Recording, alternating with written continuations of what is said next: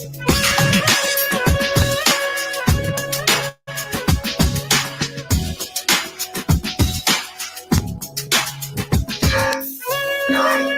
eight, seven, six, five, four, three, two, one, zero.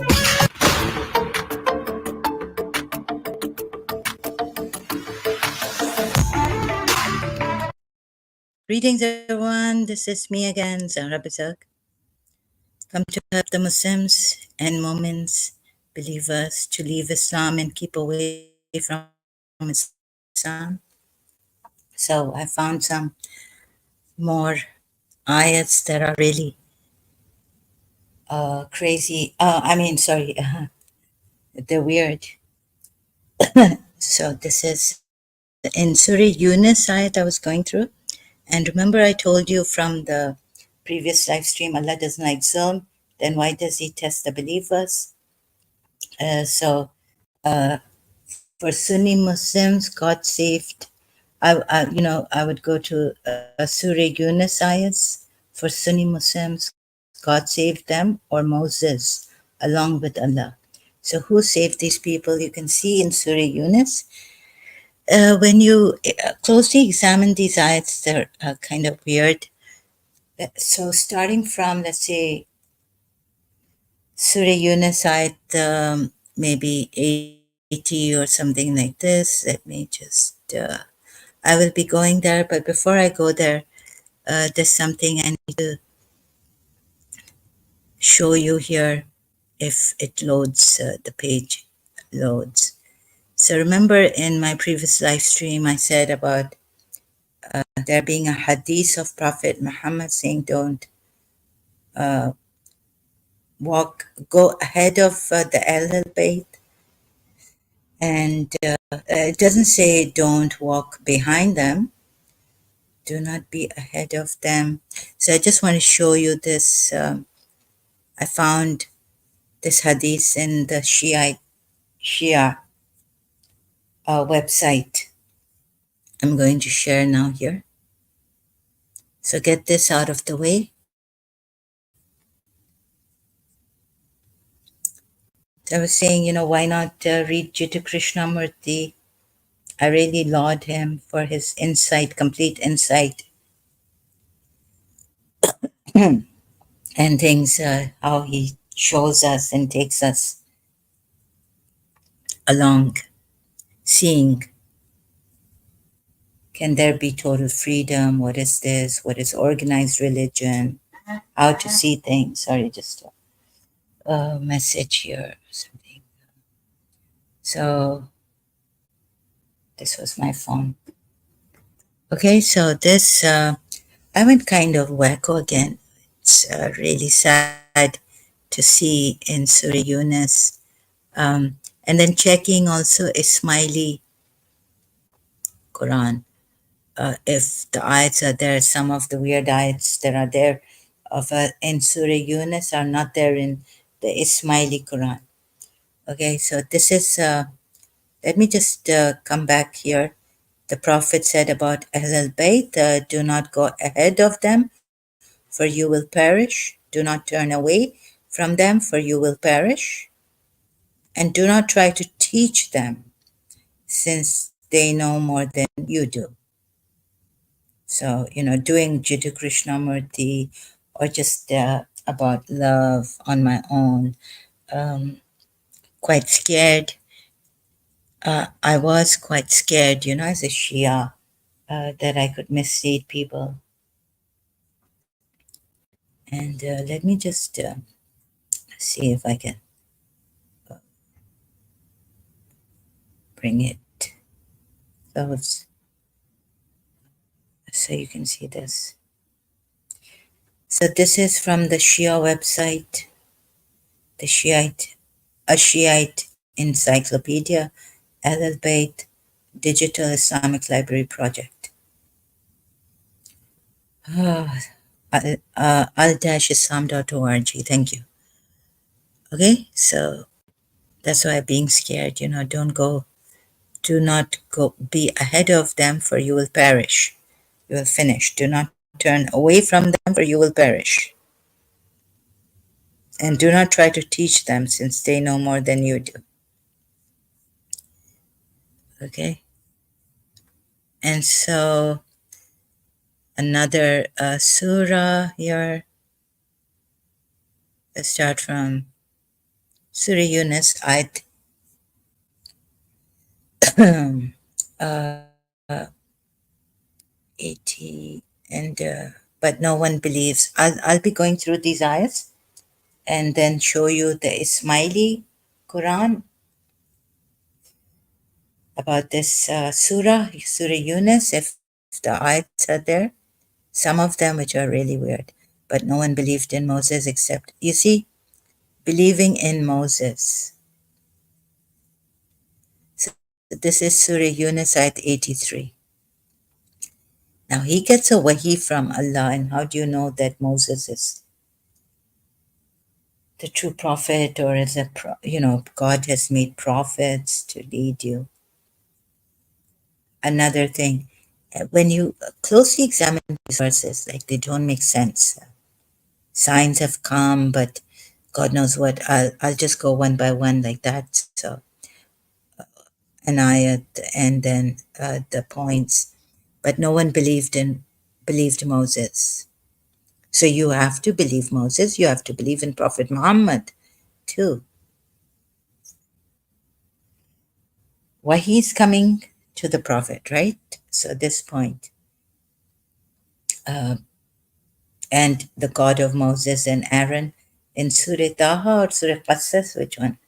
Or another surah of the Quran, can't remember properly. So, but no one believed Moses except offspring among his people. What's that? Let's see, the offspring. God knows what this means. Among his people. Whose offspring? And for fear of Pharaoh and their chiefs, lest they persecute them. So we have persecution if we leave Islam. Please, believers, see this. I'll just remove the banner so you can see it. It doesn't distract much. It's distracting a little bit or a lot. So just remove this banner for now. So you see, here we go again to the ayat. Surah Yunus, a 10th surah of the Quran, ayat 83. But no one believed Moses. So you have to believe in Moses first, except some offspring. Remember, I was doing that guidance of Allah has come to them. So I could go on like this and try to show you how ridiculous this is. Pharaoh was haughty. We don't, okay, so it says Pharaoh was haughty. And Moses said, "O my people, if you have believed in Allah now." So to believe in Allah, first you need to believe in Moses and Allah's sign sent to Moses through Allah. So this is 84 again. Rely upon him, but, rely upon him. But who is saving them? Moses is saving them. Also that. Then 85, so they said, upon Allah do we rely. Our Lord, make us not objects of trial for the wrongdoing people, fitna. And then we see in the Quran ayahs, which I showed you earlier, that even your wealth and your children are a fitna.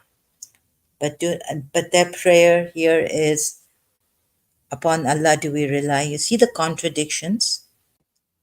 And our Lord, make us not trial, fitna for the wrongdoing people. But then, save us by your mercy from the disbelieving people. And we inspired to Moses and his brother Aaron, meaning Aaron, settle your people in Egypt in houses and make your houses Qibla. Now here, your houses have become Qiblas. But there now the Qibla has changed to the Kaaba. Many, many contradictions you will see. So things changed. but before their houses were the Qiblas, and establish prayer, okay, and give good tidings to the believers. And then we have here 88 ayat of Surah Yunus. And Moses said, Our Lord, indeed you have given Pharaoh an establishment, splendor, and wealth in the worldly life. God has given Pharaoh and our Lord that they may lead men astray from your Lord, from your way. Our Lord obliterate their wealth and harden their hearts so that they will not believe until they see the painful punishment. So this is the end for them, but wonder if this is right to harden their hearts now. Weren't their hearts hardened before that they have to be hardened now due to Moses' prayer? So they will not believe. In belief, okay, in you. Perhaps you will say this. 89 says, Allah said, Your supplication has been answered. So remain on a right course and follow not the way of those who do not know. Right? So, of course, do not make us a fitna. Then why are the children of the believers also fitna in the Quran ayats? Like I showed you in the previous live stream. So remain on the right course and follow not the way of those who do not know. Remember this, who are ignorant. And we took the children of Israel across the sea, and Pharaoh and his soldiers pursued them in tyranny and enmity until when drowning overtook him, he said, I believe that there is no deity except that in whom the children of Israel believe. And I'm of the Muslims. So the children of Israel believe in their God through these prophets, of course, signs given to them. How else? Wouldn't you say? Think about it. So the children of Israel believe. So maybe Pharaoh was a god. He said he was a god. And then there are people who say you are God too. But that you have been denied of. And God says to him, now you believe, and you have become a Muslim, and you had disobeyed before and were of the corrupters, as the Quran and Bible name see, so, or the Jewish books. So today we will save you in body that you may be to those who succeed you a sign, and indeed many among the people of our signs are heedless. So God is claiming that even though he sends signs, people are heedless, and you say, yes, yes, yes, believers will say yes. And we have certainly settled the children of Israel in an agreeable settlement and provided them with good things. And they did not differ until, so God was not testing them there here. He gave them the good things, agreeable settlement, good settlement. And they did not differ until knowledge had come to them. Now God is blaming them, the children of Israel, or settled the children of Israel. And the children of Israel believe in the God. Pharaoh himself says, Pharaoh, that I believe in the God that children of Israel believe in. I mean, this God that has come to them through acquainted, or, somehow the prophets, Hebrew prophets, Jewish prophets. Hebrew is a language, sorry. Israeli prophets. So now they do not, so they did not differ until knowledge. Now God even sends knowledge, and the children of Israel differ. Now that God has sent knowledge, it's so weird. Indeed, your Lord will judge between them on that. This is scary and weird, both. Until after knowledge had come to them. They did not differ. So please, believers, look at this. Don't kill people. Don't persecute those who you think are disrespecting Prophet Muhammad. They're just calling a spade a spade. They're exposing this false prophet and these false prophets. So if you are in doubt, so don't go wacko and crazy and start killing and punishing and all that, right? Like the Quran says, Pharaoh did and Haman did. So if you are in doubt, now it comes to Muhammad's 94, which is not, I think, in the Ismaili Quran ayat. So if you are in doubt, meaning, O Muhammad, about that which we have revealed to you, then ask those who. This is a strange ayat. But the Ismailis will say this is not in the true Quran. The scripture before you, who have been reading the scripture before you, yet they differ when God sends knowledge, the above previous ayat. No, so, and then it is the truth that has come to you from your Lord. So do never become one of those. So never become one of those who doubt, not do. Oh my God! So never become those who doubt. Never become like those who doubt, and never be of those who deny the signs of Allah and be among the losers. Indeed, those upon whom the word of your Lord has come into effect will not believe. Even if every sign, so God sends signs, should come to them until they see the painful punishment, you all know this, then has there not been a single city that believed? So its faith benefited it, except the people of Jonah. Now God says, people, what does this mean, please? And when they believed, so this ayat is not 98, I don't think it's in the Ismaili Quran. I will be checking. And please correct me if I'm wrong. If you're an Ismaili. Terrible. When they believed, we removed from them the punishment of disgrace in worldly life and gave them enjoyment for a time. So when they believed, God removed from them the punishment. Why is now God testing? God says in Surah Ankabut that you say you believe and that you will not be tested. I don't understand. Oh, it says if only a single town had believed and benefited from its belief.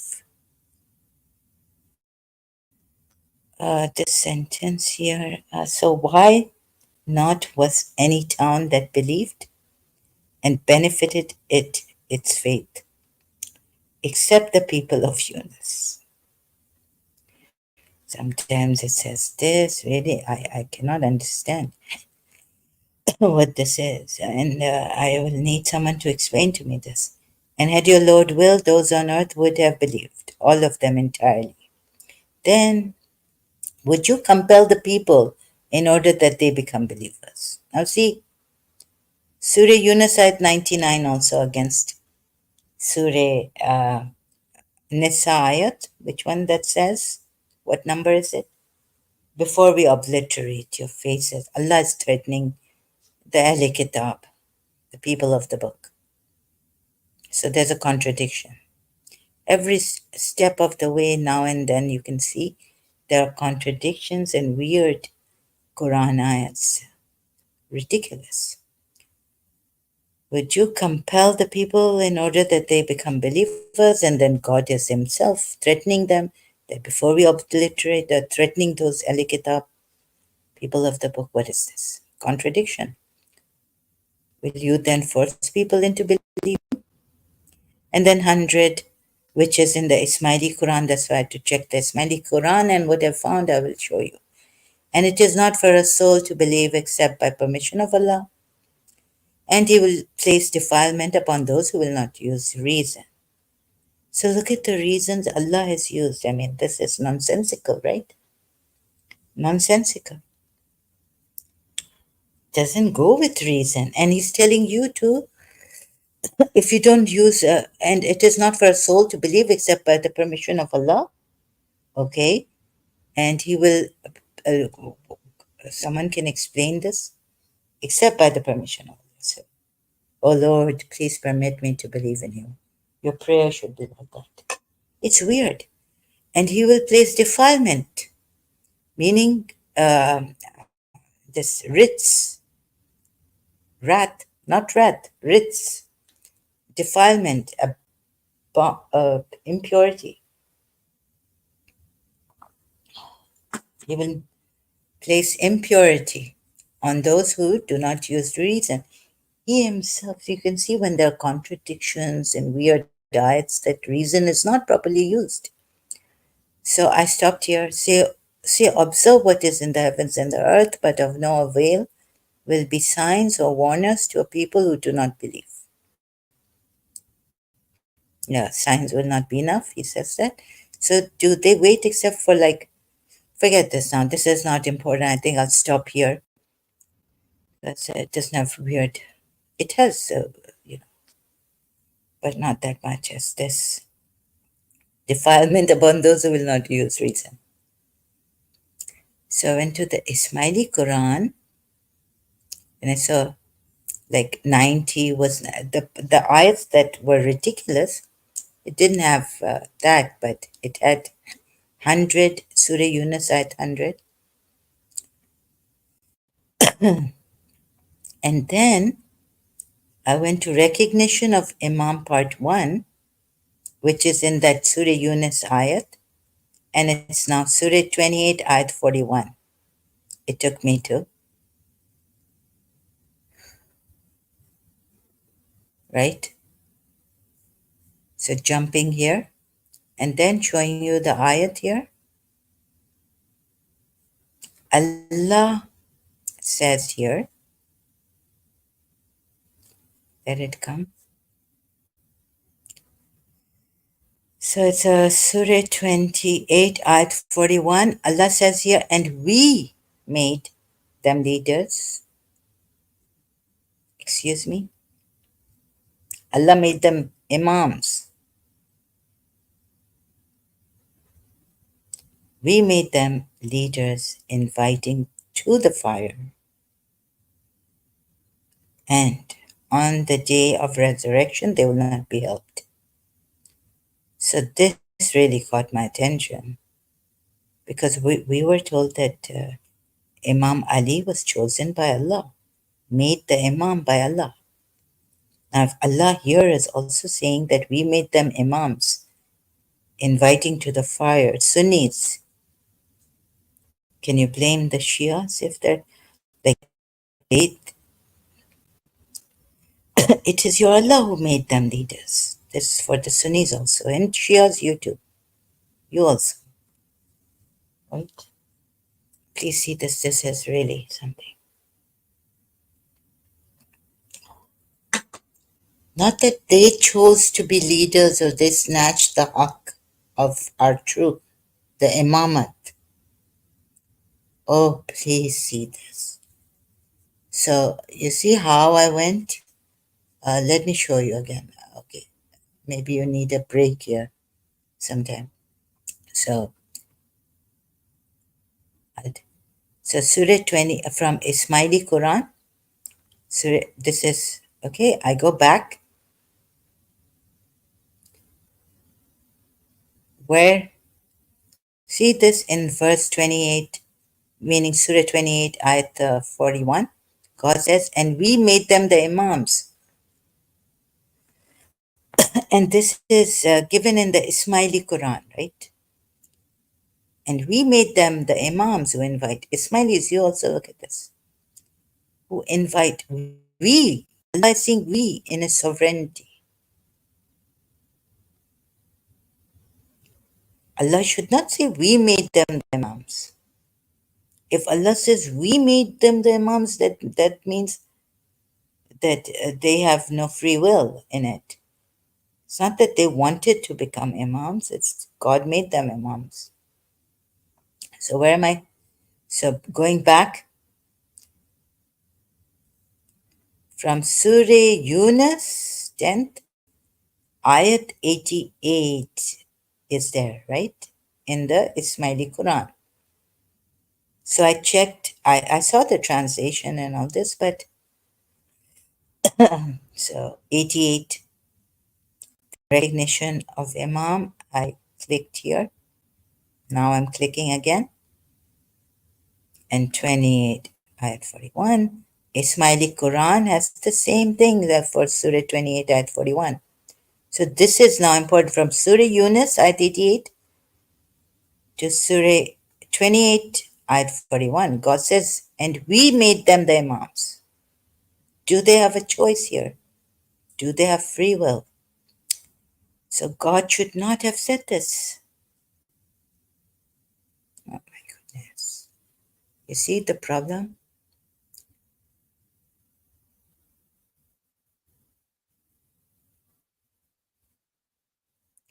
What else is there?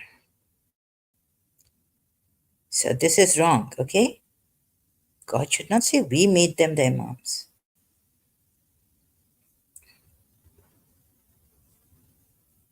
You want to see the Arabic?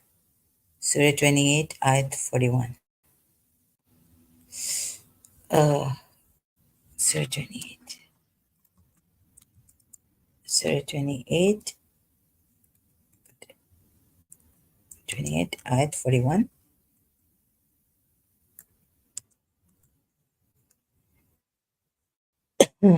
Quran.com.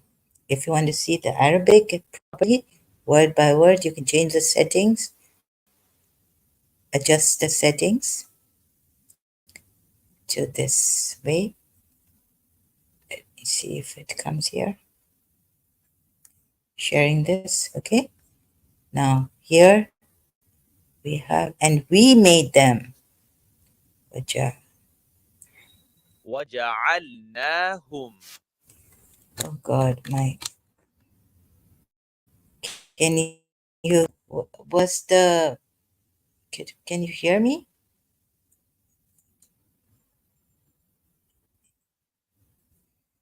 Oh goodness, I think my mic, my headphones weren't, I tested my headphones and wait a minute. وجعلناهم. Okay, so it was connected to the speaker.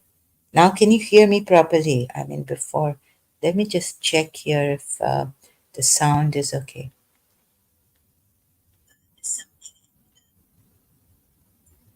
Show you. Okay, not bad, but now better perhaps because no one is here. So, and we made them leaders. God is saying we made them leaders. Please, believers, you see how betrayed, deceived, I mean, betrayed I feel. Even now, just a lot of.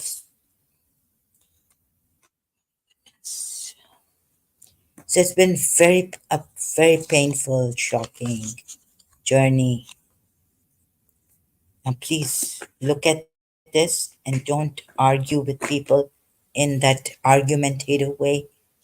That why are you, or even like in that reprimanding, or why are you exposing?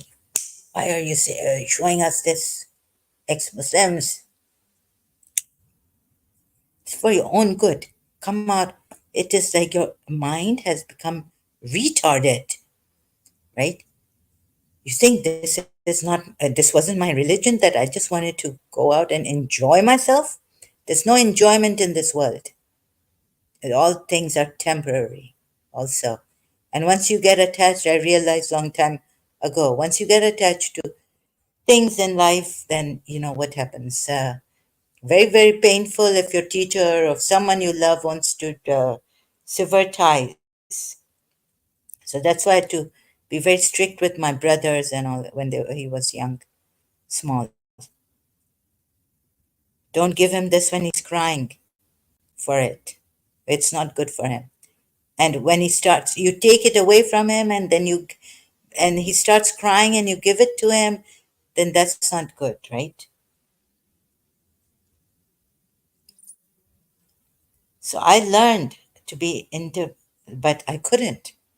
I just realized, I mean, I saw it that it's terrible. You're dependent on your toy or Mercedes or good quality phone, and once it breaks, it's like, oh God, I'm going to die. If you don't have insurance. Hmm. Oh my! And then we used to hear about Karbala and the Safar, the the journey. Children were, falling from the camels. How many children? And then I would ask myself, what kind of a Shia am I that today, if my washing machine is not working or the slightly, or the, oh, what's this? Get so disturbed that you lose your peace of mind and everything, and your whole day is bad. Someone has, you hear someone's not well. That's even worse. Someone's not well. Someone close to you, you've liked, you get along with, and what's happening. God, where's God for the even those strangers we don't know who are sick, children who have cancer and things like that. God, where are you? Many times in Karachi, I asked God, where are you? So I see that the point is, what is back to the point? You know what I'm trying to say? So believers, please come out of this nonsense. I, do you want me to go wacko? I mean, I feel so betrayed by this. You see, he asks in Surah Yunus, the ayat is, he'll put defilement on you if you don't use reason. Then he sends signs, then this, then that. And Moses,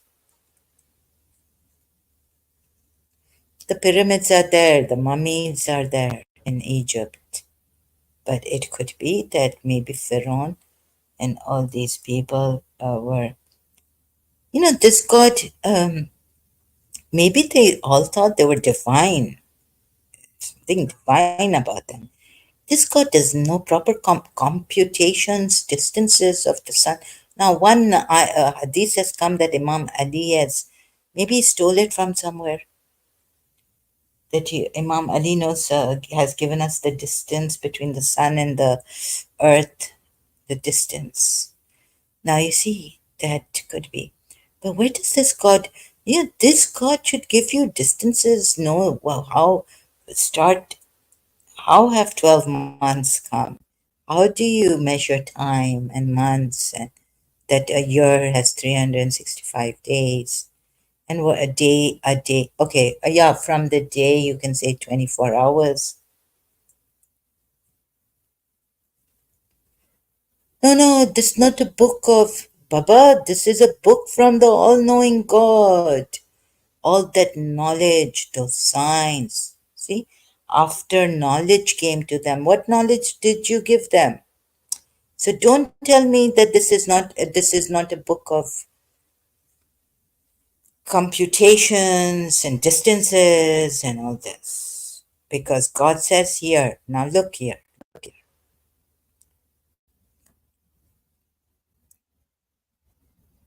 Shall I go to Surah Yunus again?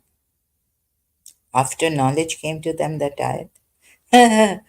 So what are you people, believers, doing? Hurting others?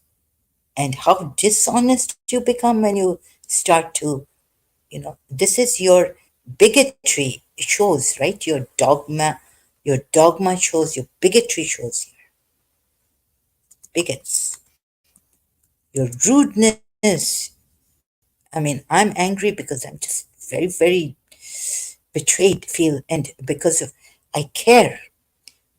But if you get angry, it's like your bigotry. A person who is obstinate, stubborn, or unreasonably attached to a belief, opinion, or faction, especially one who is prejudiced against or antagonistic towards a person. This is it. You see, I've seen so many times your bigotry. Okay, bear with the Christians there, Christian Prince and Rob Christian, but at least claim that yes, we are wrong, but you are wrong too. Tell them that. right?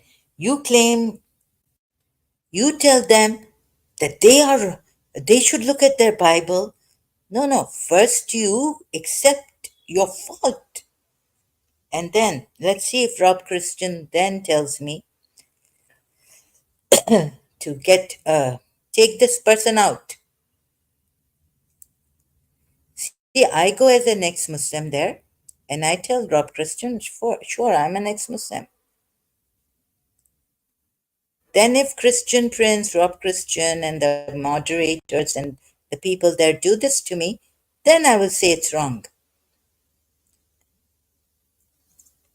This is what I've been saying, it's wrong of them to do that when I'm an ex Muslim there. So I tell them that I have accepted. But Muslims going there saying, even then they may time me out. Oh, you're not a true ex Muslim, you must be lying. They don't believe me, perhaps. You're just a troll. Get out of here. Don't tell us Jesus Christ's mother was an adulteress or something like that, or even not saying that and just saying that what you believe in is, I don't believe in that. And then they come on me. And yeah, I went to that reasoned answer.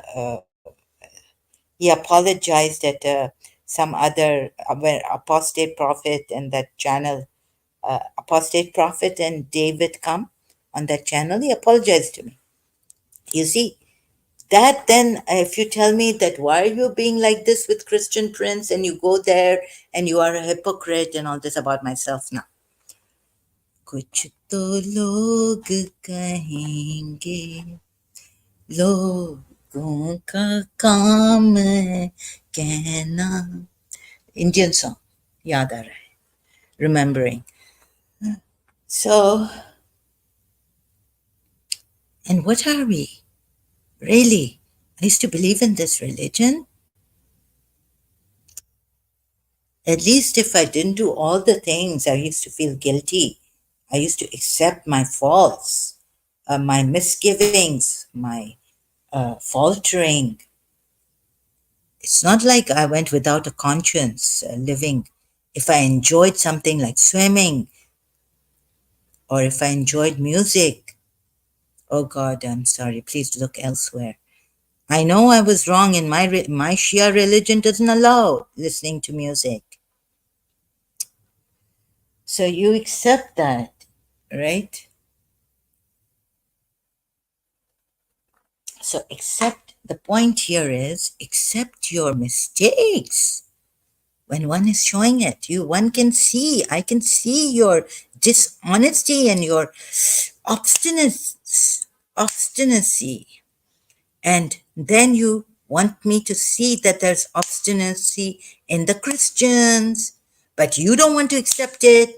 And then you put me, I don't know who you are, whether you are a Christian there on Rob Christian or Christian Princess, and you want to show me that the Christians are as bad in this way, criticizing, telling me I'm a hypocrite, talking, bad mouthing Christian Prince, bad mouthing Rob Christian, and coming here. What kind of people are you? As if Muslims are not invited there for knowledge. So, what are you trying to show me? And showing me Hindus also terrible. First of all, you Muslims, you accept your fault here. Don't tell me, as Houston Euler over there, that I'm a hypocrite. Or on apostate prophet David Woods, where the channel they come.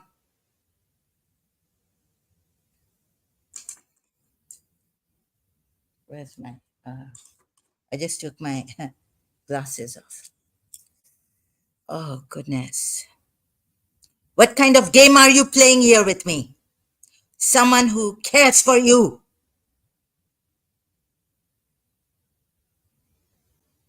and learns. Christian Prince is very good at debate. He's a genius. Or going to David Wood and okay, you are a hypocrite. I mean, that's not the time to tell. There's a time and place for everything. That's not the time to tell David Wood or you're wrong, or if you people are laughing so much it's wrong, or you Hindus are laughing and making fun. I will make my own live stream and say it. I mean, you judge me so hard, whereas you yourselves go there, as in Christian names, Hindu names, or God knows who you are. If you are a true Christian, then you should realize that I'm an ex-Muslim, a true ex-Muslim.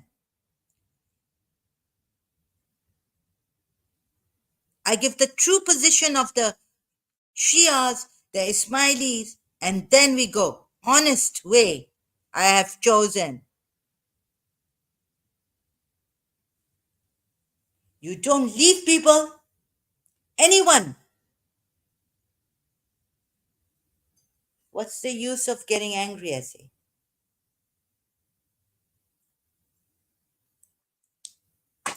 Okay, there's a gentle way also, but my patience has worn out with you people. You people are so dishonest with me, so dishonest, I can see it. Okay, when I go to Rob Christians to learn, he's got hadiths, Sunni hadiths, which maybe sometimes I would like to share here. Sometimes no. Sometimes it's to get the Shias, the Sunnis, and everyone together. So I'm doing it my way, and you can you not see that I'm doing it honestly and caring? I was a Shia, I was a Muslim. I see what has happened to in this world.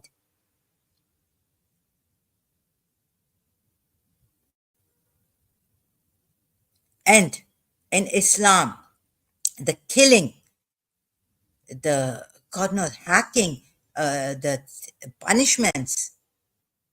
Don't say anything to our prophet. Don't say anything to our religion. Don't say anything this, as if it was your religion, not my religion. Now I learn. I take a case, every case differently. You will call, and then I feel like, and there were demons attacking me or whatever.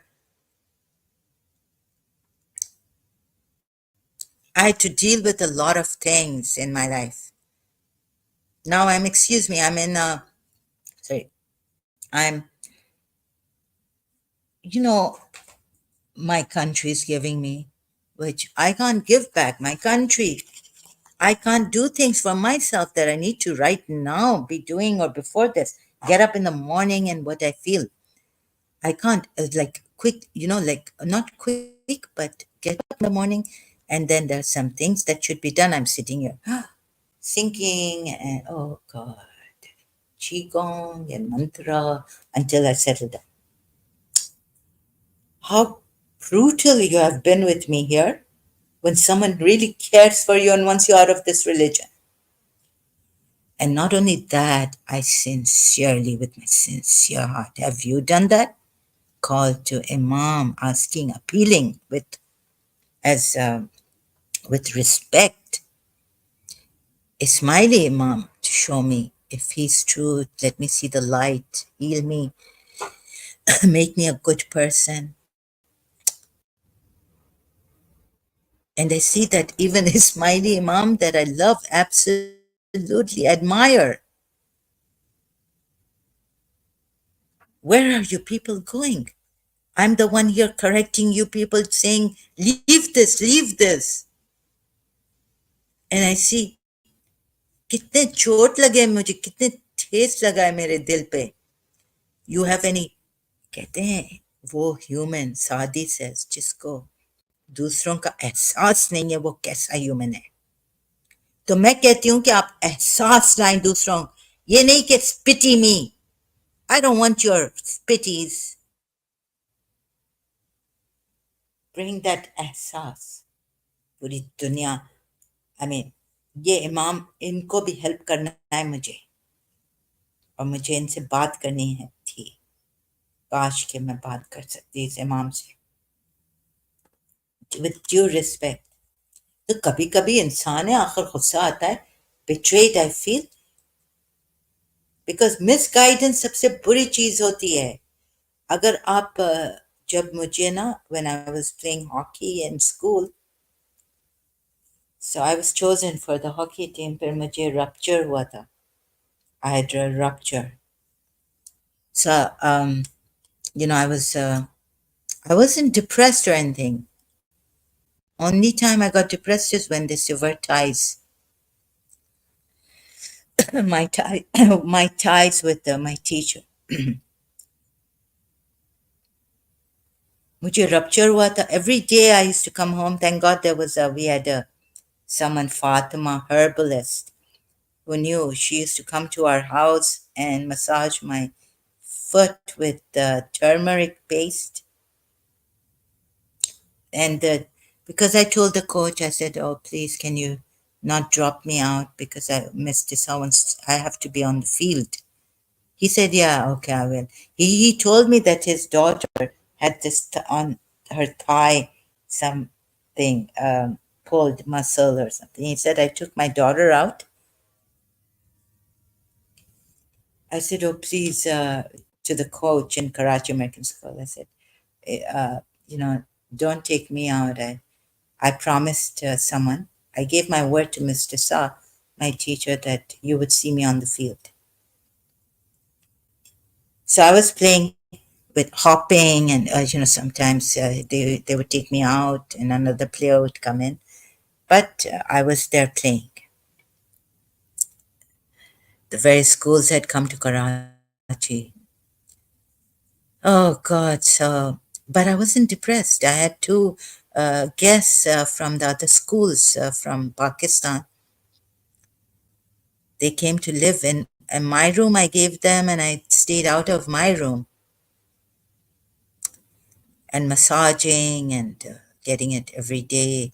The doctor told me if you put weight on this foot, you might, you shouldn't because it's going to aggravate. You might lose your foot.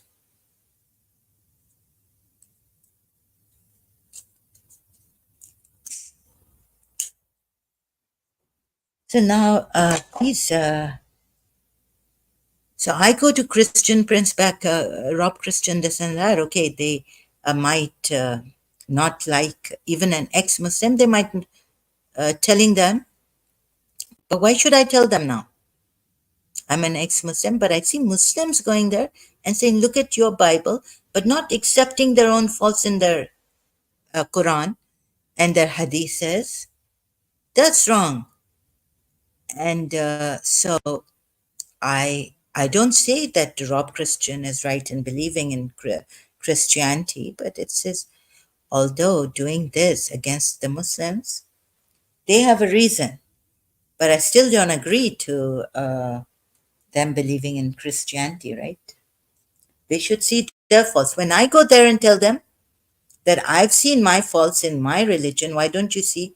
And if then in your religion, why don't you see? I don't have to complete the sentence, right?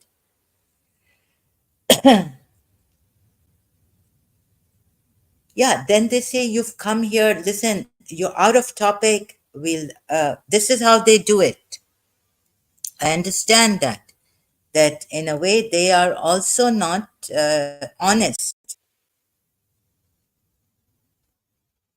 They will say, "You have come here, oh, telling us this is the topic on Islam and this is why we are doing this." And yeah, for this, they will time me out or they will ban me. So what I do there is I go there, I praise Christian Prince when he shows us from, I've said, just laugh it off the rest of the things. And this is how you take it. Uh, with the hypocrite or with the be like that, how to be. You're calling me a hypocrite. Just because I'm taking a hypocrite in a most maybe in my own way, I'm taking a hypocrite, and I'm being there, seeing because I need help, and I don't see many Muslims helping me honestly. Then of course I will go to a lesser hypocrite and learn from them about this religion that I'm exposing. Its ridiculousness, it's the dhoka, the betrayal, the deception. What's more is you kill, I've seen, I've heard in Pakistan, I've heard elsewhere the punishment, Saudi Arabia, capital. It's Islamic punishments, not capital punishments. Now, even the secular system is making it redundant, obsolete, these death penalties and all this. And now coming to Ismaili, this also, you can see what is this. And we made them the imams. Really, this seems to be from Satan.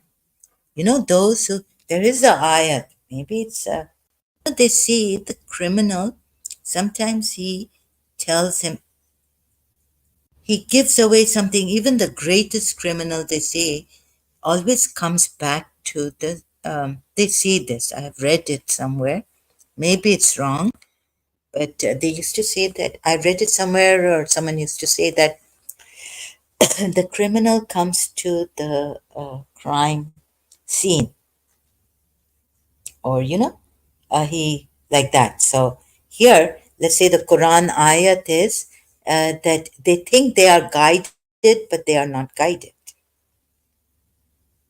Surah Baqarah ayat, and the one who brings Allah to witness in his heart, and Allah doesn't chop him. Surah Baqarah ayat, that also. So many such ayats, and the best of imams, the best right now we have.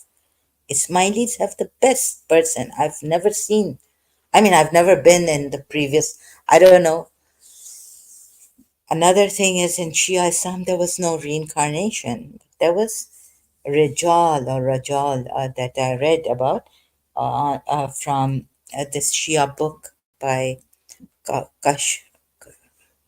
Kashani. Oh, God, I've forgotten his name, the Ayatollah. Resurrection.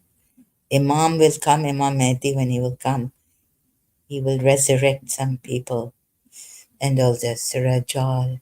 It's also called like Rajal or Rajal. Kashani, what's his? Kashif al Ghadda. Kashif al Ghadda's book. Now, why is there not reincarnation? Transmigration of the soul is impossible, but nothing is impossible for Allah, is it? But on the same breath, Kashif al Ghadda, I'm sorry to bring this out. Transmigration of the soul is impossible. Like a soul coming, dying, the body dying, leaving, and then coming in the soul coming in another body. Impossible. But Kashif al Ghita, so in Shia Islam, 12 Shia, there's no reincarnation, they say. But then I found a website that says that Imam Jafar as-Sadiq has given to his disciple about reincarnation, special book. It's not very, it's very rare. It's not very, like, very few Shias know about this, I guess. It's not openly given. Some other website was saying this.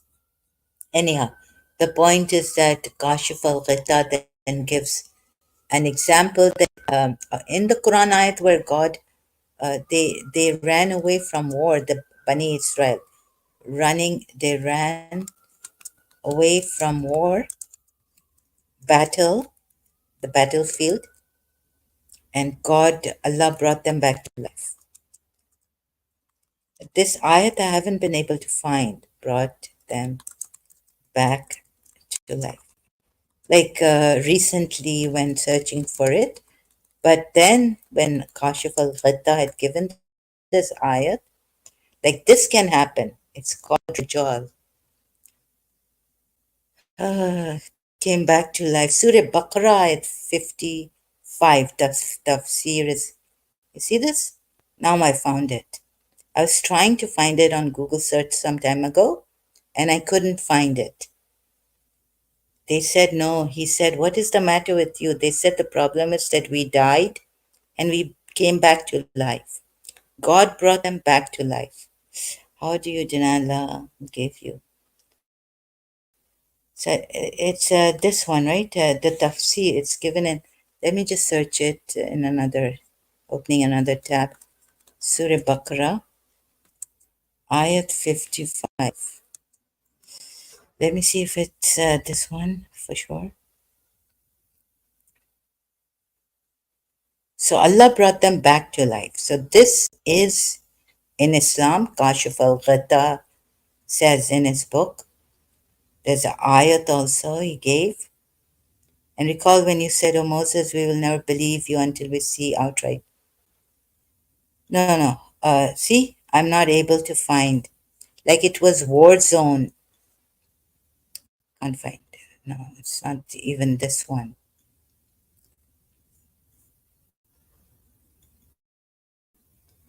But it's, I think it's in Surah Baqarah, or is it most probably, how shall I say it? Henry Corbin said, well, here also,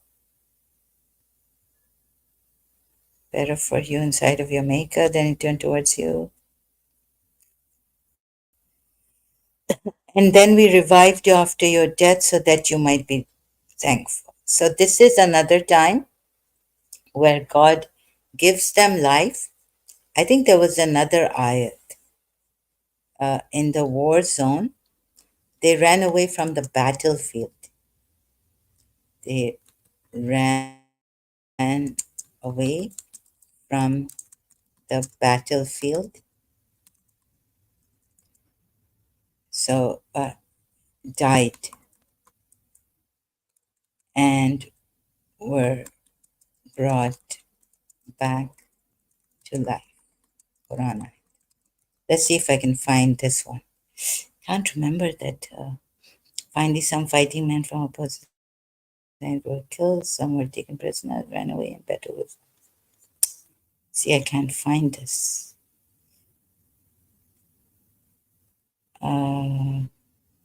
I think it is a bond line. I think it is Bani Israel time.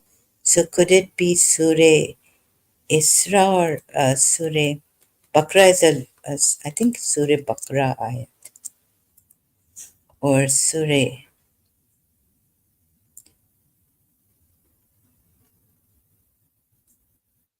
Here it is 243. Yeah, it's this. Yes, it's this one. Uh, yeah. Did not you see to those who went? Did not you see to those who went out from their homes, and they were in thousands, in fear of the death? Then said to them Allah, die. Then He restored them to life. So what's the Arabic word here? Restore them to life. Indeed, Allah is surely possessor of bounty for mankind, but most of them people are. Most of the people are not grateful. Okay. Finally, I found it. Surah Baqarah. So this is called. Is it called Rijal Resurrection? Oops. Now what's happened? This site is quite funny. Sorry, Islam Awaken. 243. 243. Let me find it. Quran.com. Surah Baqarah at 243.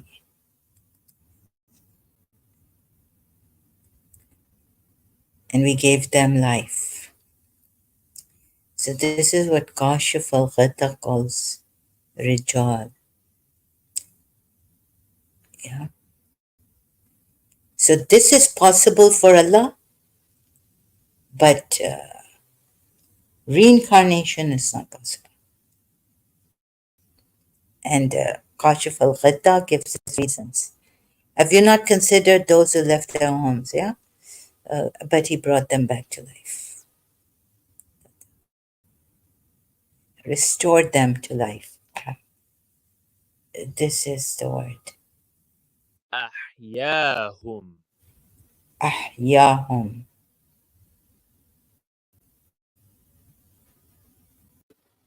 Okay? Yeah, so this is the word. You see? So this is not, nothing is impossible for God. Okay, and we had some worth mentioning now, I don't know why, is that some Sunnis say that Shias, 12 Shias believe in reincarnation. That's also false accusation against Shia belief and Shias. So, excuse me, many things are like this. Oh, God. So a lot is at stake. Please don't kill people. Goodness. And a lot we have been betrayed thoroughly. Can you not see? So why are you against me? Okay, there's a prophet who says, why do you want to kill me when I want good for you? And why are you opposing me or something like this? Please, when will you get it that there are people? I know it's very difficult to believe that there are people. I'm not saying believe. You see, you need to, I don't know how to help you get out of this belief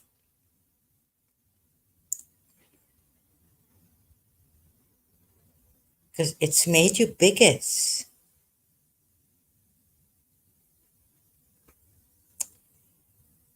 So this also, and then what else is there?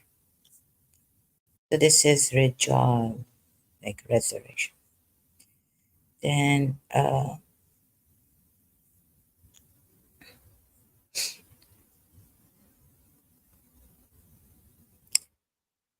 so sad, so sad.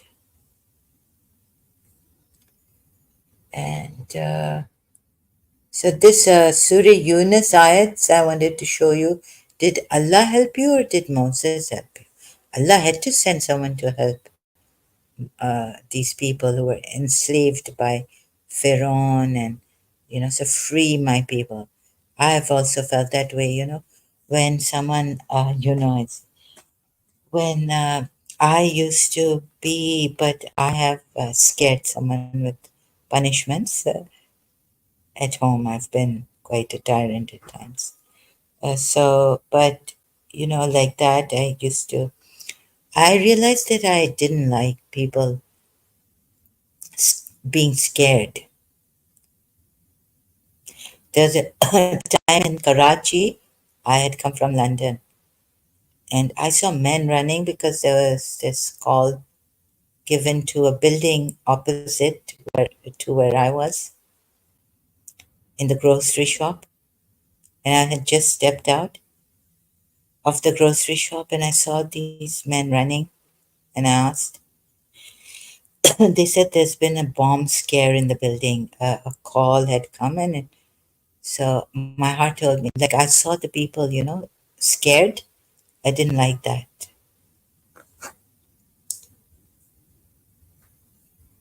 And, and asking, where are you, God, earlier on in Karachi and all this. People using, exploiting, like misusing people. And all this, this is terrible. A God that we believed in. I feel so betrayed. So I can only tell you if you can come with me together as I introduce you to Jiddu Krishnamurti, sometimes show you videos that you can go and watch on YouTube. Um, I haven't found that the answers, but if you can together here honestly for the I can't just come with me, just be with me here. That'll be a great support to me.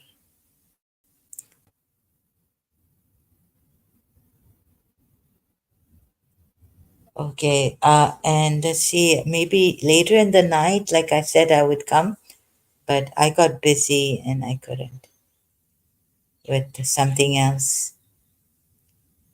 yesterday. So here, if you want to join me, or you don't want to, very few people are here.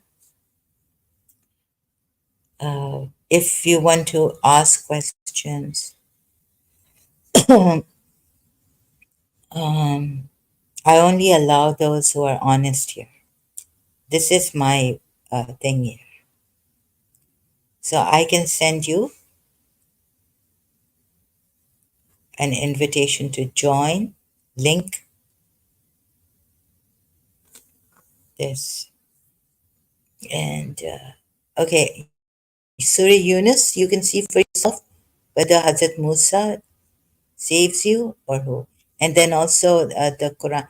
But this part, you see, this verse reveals the wisdom that Pharaoh and Haman and other disbelieving leaders were such that they were. Oh, I have to show this.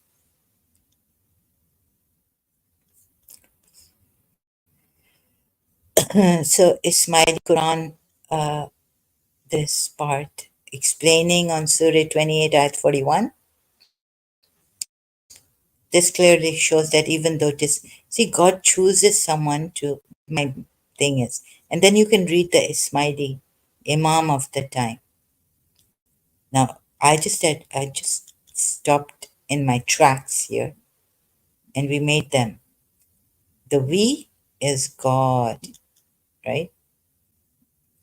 How can God make them imams?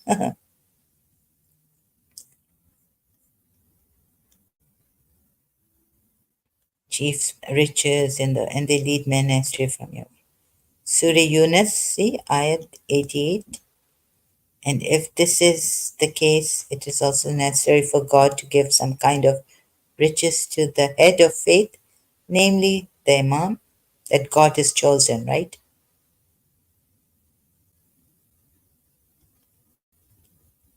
Imam of the time.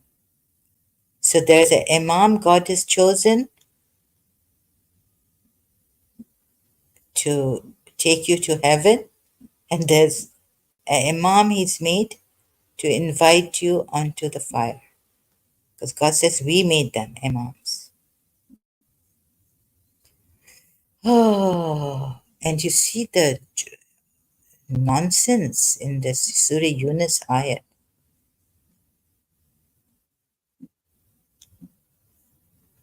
Ayats that I've shown you, and there are perhaps even more. Like we sent them knowledge, and then they disbelieved, and all that. So the knowledge, please God, send us. Tell us what is the distance, how many planets exactly. Yes, Surah Yunus says that Hazrat Yusuf saw how many planets, the sun and the moon. That's kind of very good, but there are more now. You, you know what? Scientists are better than this God. And so I was wondering, like, what have the prophets done to you people? I mean, I'll call you believers, from Jews to Christians to Muslims to Mormons, even. What are like? What's this crazy, wicked stuff going on when we become so wicked? So please, and God hasn't sent proper, exact. Scientists have found out, and He doesn't say that. Oh, I've given you knowledge. You go and get it. Try to find it. No, He should have given these prophets at least exact knowledge of Ask, like you should have asked, right? What's the distance? How many planets are there? How many galaxies? Why didn't God do that? Like, give the and the prophets give us. They used to. Oh God. So people used to ask stupid questions. We were told to Imam Ali, and they didn't ask. No, that's just an excuse. Actually, Imam Ali. Then later on, I'll just share with you my personal thing. No, all these imams, okay, they were martyred, and I would say, but I think, now looking back in retrospect, oh, they used to ask you stupid questions. Now, see, I can't complete my sentence. I'm so shocked. So, this also. Okay. So what a thing.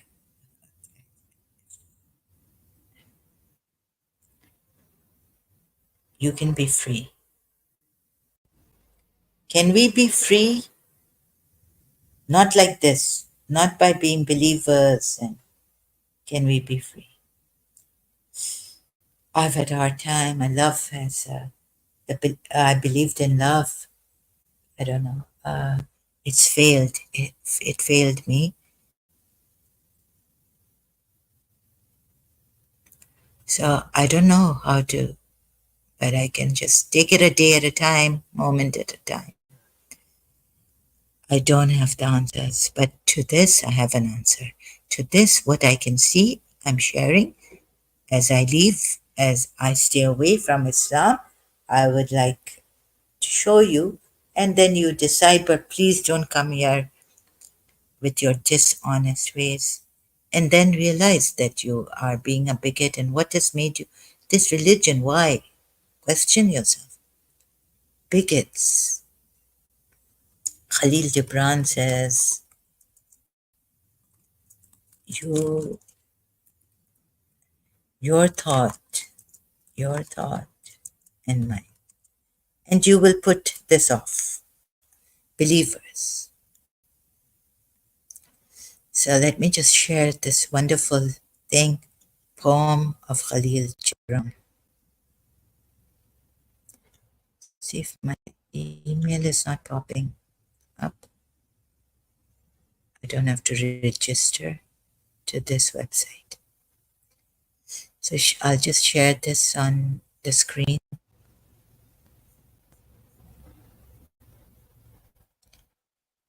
Your thought is a tree rooted deep in the soil of tradition and whose branches grow in the power of continuity. You say that's good, yeah, rooted well. My thought is a cloud moving in the space. So when the storm comes, my tree will not, you know, fall. Yeah, you could say that. But the tree that bends, yeah, the roots are very strong. Yes, your roots are very strong. My thought is a cloud moving in the space. It turns into drops which, as they fall, form a brook that sings its way into the sea. Then it rises as vapor into the sky.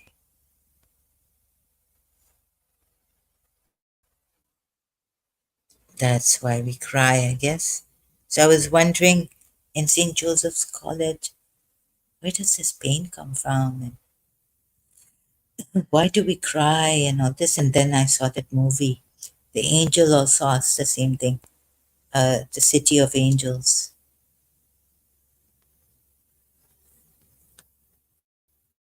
So my thought is cloud moving in the space. Oh, it turns into drops, which as they fall, form a brook that sings its way into the sea. So that Indian song also आप यूं फासलों से गुजरते रहे लता. movie. Lataji sings it, but it's a Indian movie song. कतरा कतरा पिघलता रहा आसमान रूह की वादियों में न जाने कहाँ. And then that ghost movie came, so the soundtrack I had one song, Unchained Melody. Oh, my love, lonely riverside to the sea, to the sea. River sighing to the sea. In your Shakti Gawain's book, Let Go. Like, imagine you are in the river. You don't have a canoe, no boat, nothing. Just let go and you let the river take you. So where the river took me.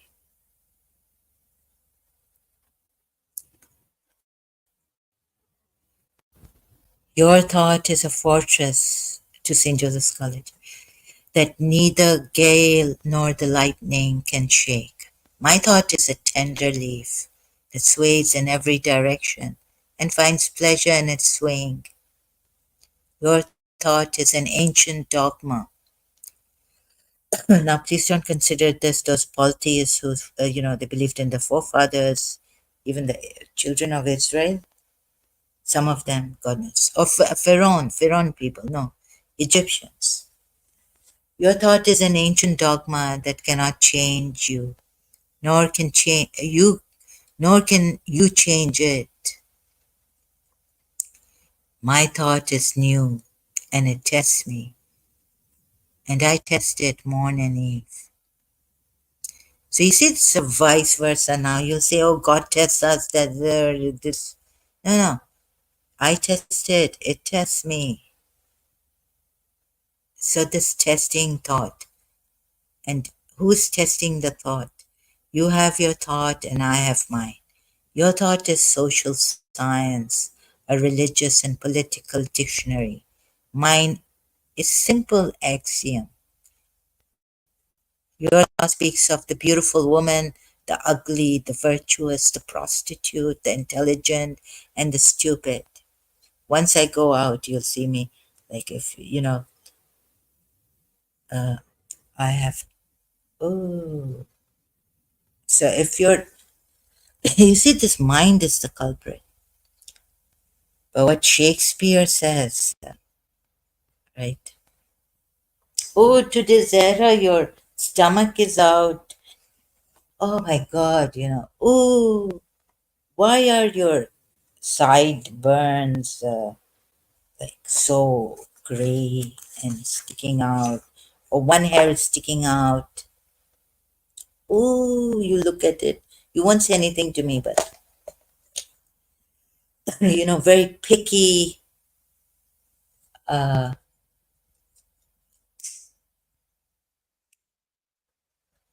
teeth.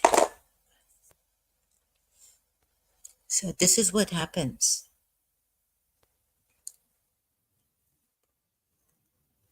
We want everything to be perfect. Now the person can't even look at a think straight. She's gone case. God knows how she goes out. She has to wear a hat sometimes. So these kind of things, yeah. Oh, her hair. Look at her hair. This. Oh God, what's she wearing? कुछ तो लोग कहेंगे लोगों का काम है कहना. The beauty. You see, when I used to see my grand aunt, my mother was beautiful. I didn't realize when I was a child in London. My hair and so I didn't realize my mother was beautiful. There was no concept of beauty in me. I just didn't have that. It was just a good person or affection or love. There's no concept in my mind. My grand aunt, Mamie, I mean, I didn't, in childhood, I had no concept of beauty. But after seeing my cousin, male cousin, and what, after having friends who thought beauty was beauty was very important to them or something like that, or the figure or the breasts or this cleavage or this, like all the time looking at the cleavage and and the hair, like. So my cousin, male cousin, what he did, so that's when I started to get that self-conscious, that feel, that I'm not beautiful as they are. Because my cousin, male cousin, uh, in London, they used to come for 4 months vacation. We used to live there. So later on, he saw this, and my name was with him for marriage. God, so it's and now I feel sick talking about it even. So that's what he went after these beautiful this the their sisters had older sisters had gotten married. So even like I have to, later on, I cut off from these people because they did something to me on my birthday. Then then I was like, what is this beauty? Since then, I've been trying to be as simple, choose simplicity and don't put so much make. We used to go to the weddings and my aunt was with me, so we learned makeup. It was like very good. We used to like professional stuff. So she was a bit old. The girl, this was a bit older to me. Anyways, I used to also apply full makeup, go to weddings, all this with her. And so my cousin loved these beautiful. Now, since then, the thing is, I've been trying after this, like, to get out of this beauty business thing. Oh, you're so beautiful. Like, this person's so beautiful, this, that. It hasn't worked. Like, I want to get out of this. I want my childhood thing back. I didn't have the concept that this person is beautiful, this girl is beautiful, this. My mother, when my aunt used to come to London, I mean, we used to see this, they put on the TV in London, see the Miss Universe beauty contest.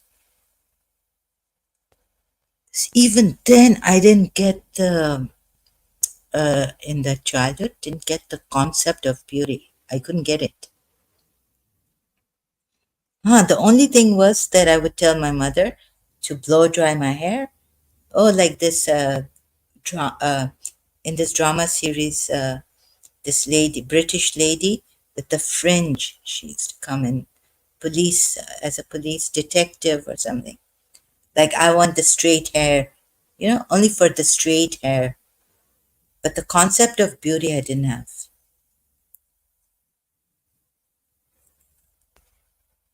Straight hair, yes. So I like straight hair. Your thoughts sees power in armies, cannon. So can we be like children maybe? Oh, so the demarcations came, and I was so also after severing ties with my teacher, they made me. So then, I spent a whole night with my maid in her kachia body. That's like, having cemented, but it's not like a hut. It's a cemented house. But like not feel that, I didn't have that, fastidiousness of cleanliness. It was clean, her house. She was our maid. She used to work for us. She was clean. Or go to my a grand aunt's place. And so there was no demarcation. The demarcations came later, problems. Too much thought, I guess, comes in, I guess. I guess, and that's what makes it difficult to live. Innocent, like be like children, be in the moment. So that song came when we were young and innocent, St. Elmo's Fire soundtrack.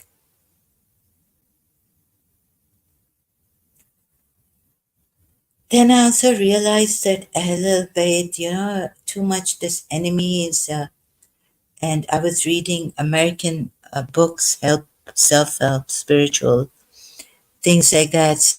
So, like love, open your heart out. And Buddhists, they say that thank your enemies.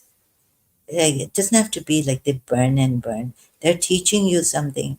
They won't go to that burning, burning, burning. Yazid Murdabad forever, burning. So then I was like retreating. I didn't even realize I was retreating from this Shia Islam too, but I didn't realize it at that time. If you have like like a child, just live innocent. And then when I was a child, when I'll become 15, I could go with my 18 to casino. Then I can buy my own cigarettes and people won't say anything to me. I don't have to steal my mother's or father's cigarettes.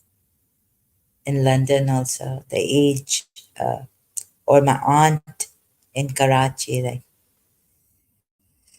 only like they could buy cigarettes for us, me, and or getting it from my mother for me, one extra. My aunt in Karachi who lived with me, like that. Your thought advocates fame and show, mind. So it's like being like children when we were young and innocent, and all that mattered was the moments we were in. So at times I didn't realize. I thought my religion was helping me, but not really. If something takes you away from the love, natural love, like my father used to tell me, use your mind. Okay, use your mind in business, but not in your relationships.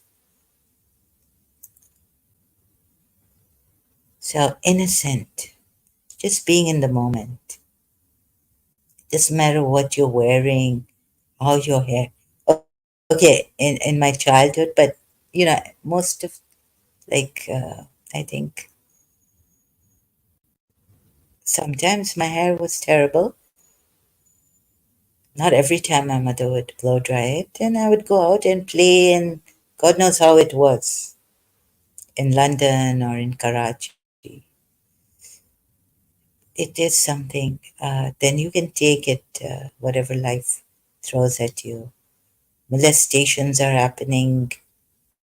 God knows what is happening with you. But no matter how hard I tried to go back, I can't. I couldn't. I'm still stuck in the thoughts, mind too much, and all this thing of severing ties and my relationships, love not working that I believed in so much. So of course, there's a poem, another one that says, "The mind has 1,000 eyes."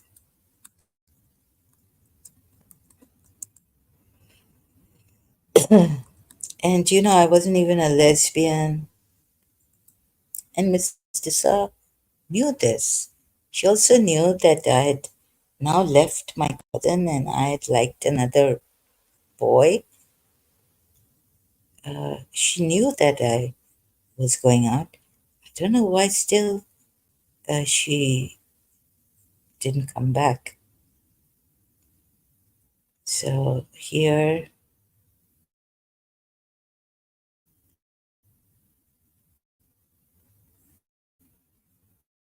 the night has, yet the light of the bright world dies. With the dying sun, the mind has 1,000 eyes. The night has, the mind has 1,000 eyes and a heart but one.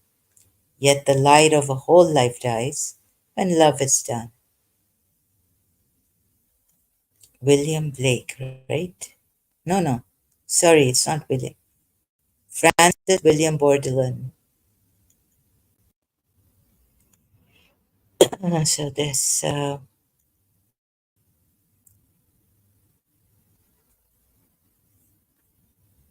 don't know what's happened.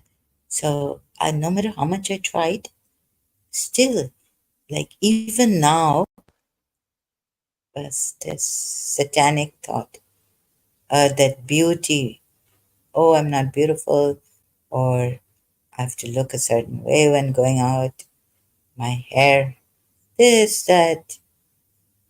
It's the mind. But what will heal? What will bring it back? What will bring me back my childhood days when I wasn't that self conscious of beauty, being beautiful, right? Those were the days.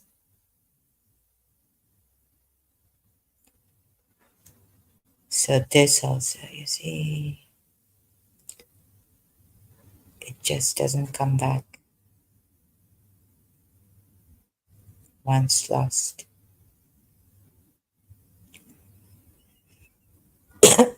Being in a sort of child, let me, not a good talker, I. So these things, poems, and all really help my heart's words, what I want to say. Like what I wanted to say to Mr. Sa, for example, I couldn't say it. I couldn't put, and she would say things, and I couldn't put my, like, no, Mr. Sa, it's not like this, my finger on that spot where I have to tell Mr. Sa I was not that articulate, or perhaps I had that broken head. I'd fallen in childhood or something. I wasn't good in languages also, expressing myself. So I couldn't tell her. So Indian song came from the movie Thodi Si Bewafai. Like Mr. South say, you're being stubborn. And so this, तुम्हें ये जिद्दी के हम बुलाए, हमें ये उम्मीद के तुम पुकारो. So no, no, Mr. Sa, it's not my zid. It's not my stubbornness to come to you, see you off at the car, at your car. But it's a wish of mine. So this song helped me. But by that time, I think it was it too late, Tumhari Thodi Si Bewafai. Then I could trans, maybe those years I wouldn't even use poems of others or examples of others. As a child, I knew that I loved Mr. Sa with a clean heart, with my heart, and where my feelings come from. I didn't have to give, but this song I may not have used. Which year was it? Was it its release, or was it too late? I think it was in the 80s. Movies. Yeah, 1980. Tori CBO5, Wikipedia has given. Let me just show you, no copyrights infringement intended. Let's talk about love. Celine Dion. Let's talk about us. So please, the worst thing you can do is perhaps, because I feel that those childhood days, taking, children, misunderstanding children.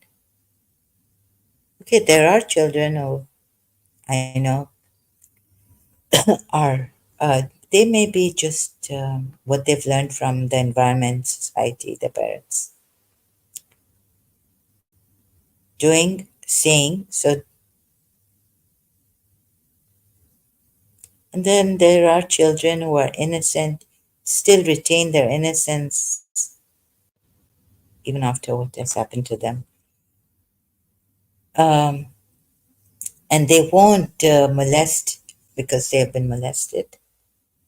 They won't hurt because they have been hurt. So, how to deal and how to recognize such children and then not impose your adult or thing on them or misunderstand them. You do a great damage.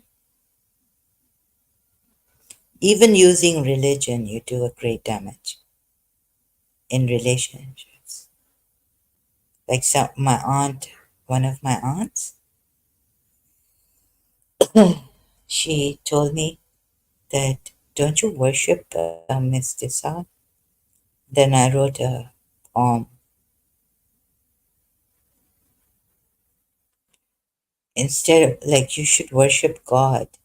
Why do you worship your loved one, the one you love?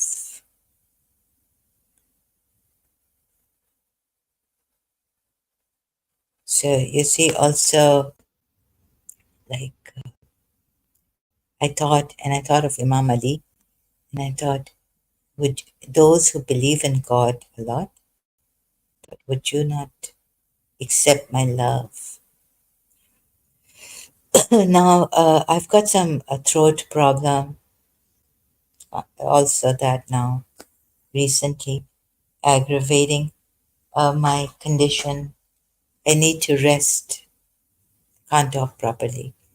This also is an impediment to talking and explaining and showing. So I guess I'll leave it for some other time.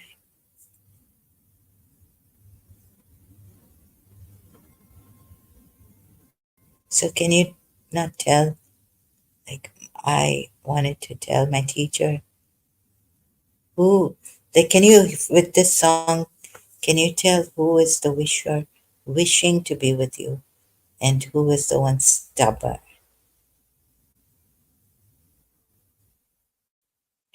So is Zahara really the stubborn one, or how Mr. Sa would call me, Zara? So like this song helped. Another, so let's, shall, that innocence once gone, so the splendor in the grass. Anyways, I've been struggling to change, bring it back, bring myself back to my olden times. I mean, the younger times. So, where was I going? Just forgot. So, please, also religion.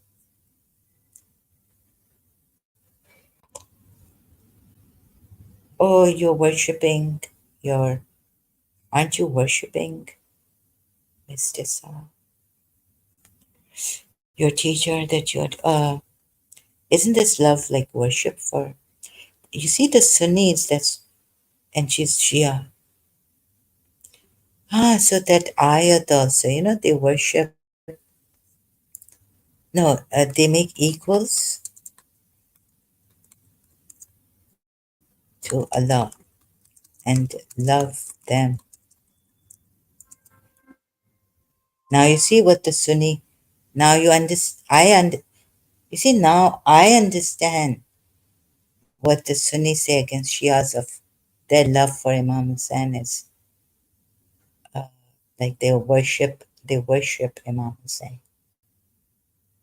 Since my aunt, a Shia, told me this, and in retrospect, now I understand where we have gone wrong. Hmm. I'm not saying in everything the Sunnis are right, but you see this is the curse. Maybe you see, how should I say it? Among the people are those who take other than Allah as equals. As I just took it out. Let me just share this.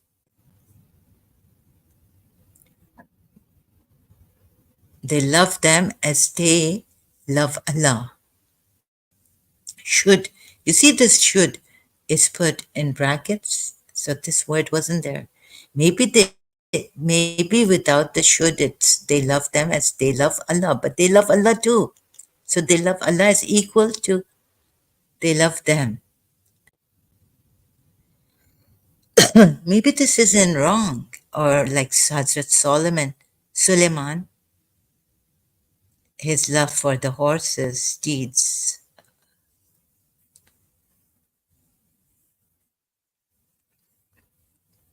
Now you see what's happened is, as this Surah Baqarah ayat 165, coming back to this ayat again, and then to Surah Tawbah ayat 24 or 23.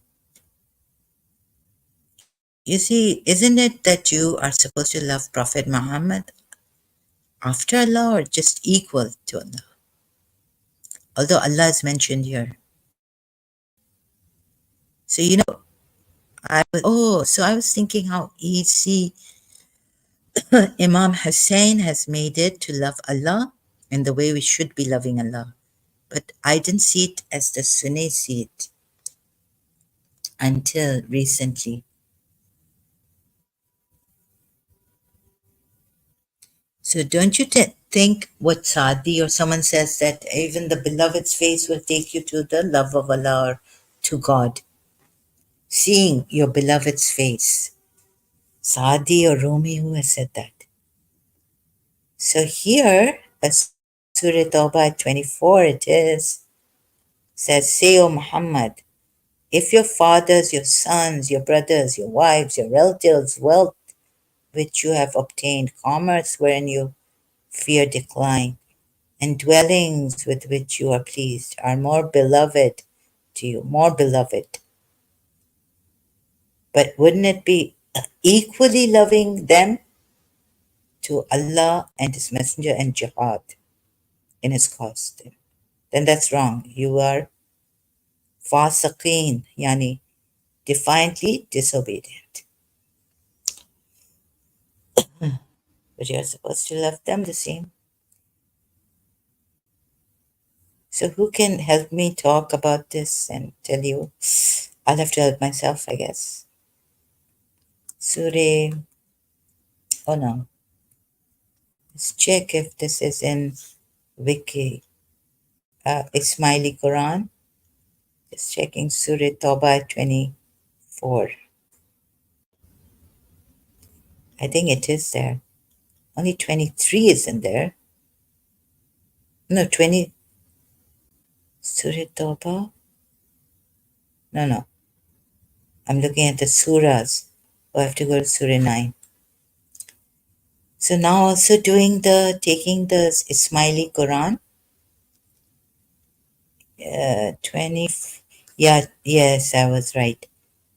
23 ayat is not there. You know, it says like, don't befriend your, uh, what do you call it? Your father, this, that. 23 is in there. You'll be zalim if you do that. But 24 is there.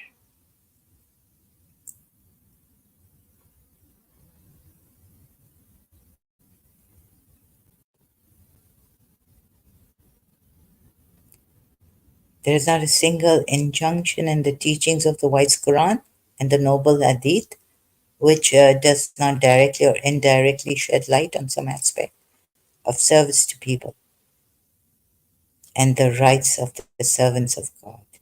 A clear example of this is that all the injunctions of religion are gathered in two supreme commands or universals, which leave out none of them, namely the rights of God, Hukuk Allah,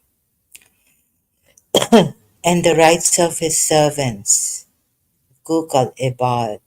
Further, not only the rights of the servants of God, but the very rights of God are also ordained to so that by fulfilling them, mankind may accrue innumerable benefits both in this world and the next, since God is free from and above any kind of the benefit and profit. It is said, noble people are God's household, Hadith, and the most beloved to God is the one who helps his household and makes them happy. Yeah, it's so important to make people happy, make someone happy you love. That song. And to walk with a Muslim brother in order to fulfill his need is dearer to God than the itikaf, consecutive ibadat of the 2 months in the Holy Kaaba. Right? Yeah, I believe in that. But the comprehensiveness of above mentioned hadith. But it says that you should love God as much. What does it really mean? This ayat.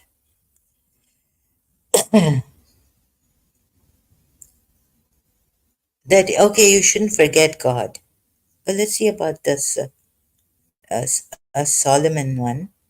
Solomon loved horses. Ayat.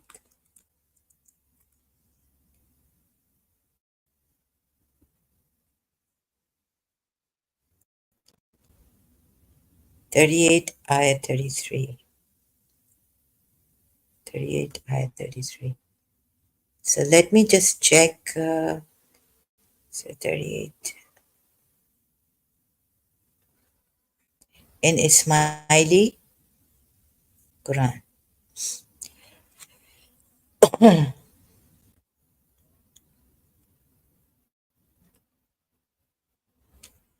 Surah 38 ayat 33, is it? Why did I go to 41? Oh, I don't know. I have to check. Earlier on, it shows that I went there. He said, return them to me and set about striking the legs and necks.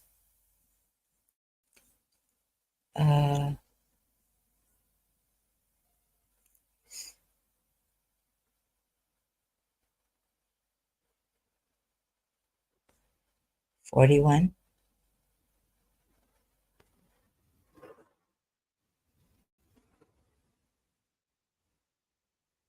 That's job. Sorry, I just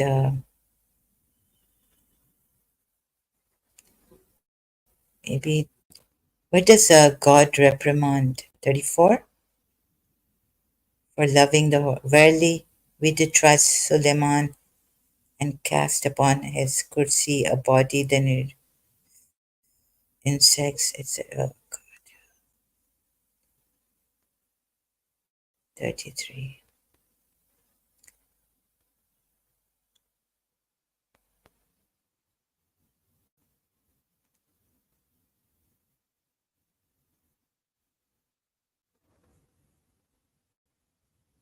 Mm, just searching. So when does he say, "Oh God, forgive me"? God says, "Oh God," 34, 33. So there's nothing about this.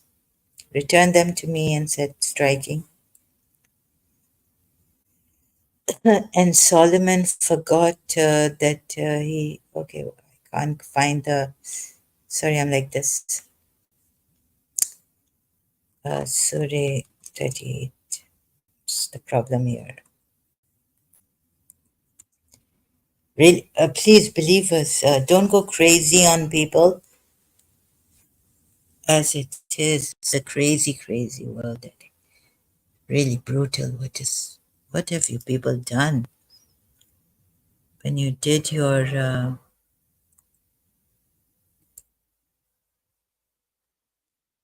34? Stop killing people and demanding children. They should be obedient to Allah. Obedience. Pray namaz, otherwise we'll kill you. No, we'll beat you up. Indeed, we just did 34. Placed a body. Wait a minute. Sorry.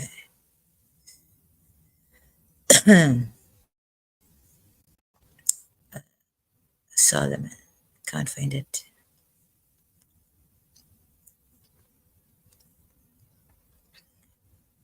Trying to see. Bring back to me then passes hands and legs. Turn. Grant me a kingdom. Subjected. No, no, no. It says that horses back to me, and then he began to strike. He said, truly do I love the love of good with the view to the glory of my Lord until the sun was hidden. What's this? 32. Where God reprimands him. This is Surah Qasas. Doesn't God reprimand him in another verse, in another surah? So aren't there, so Solomon said, I love God. This is so weird. Where's the other one? Oh,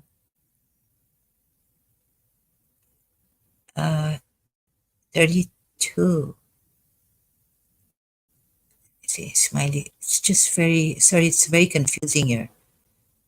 When checking with the smiley and then two things, 32. Taurat. There are two versions of literal meaning of Taurat.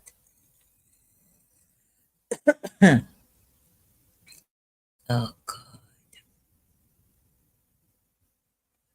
Has it come on screen?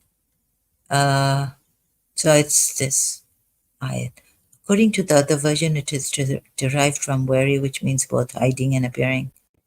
Hatta Taurat bil hijab. When the Prophet wanted to go on a ghazwa, military expedition, he was using Dawriya. Dawriya, Taurat. Two versions.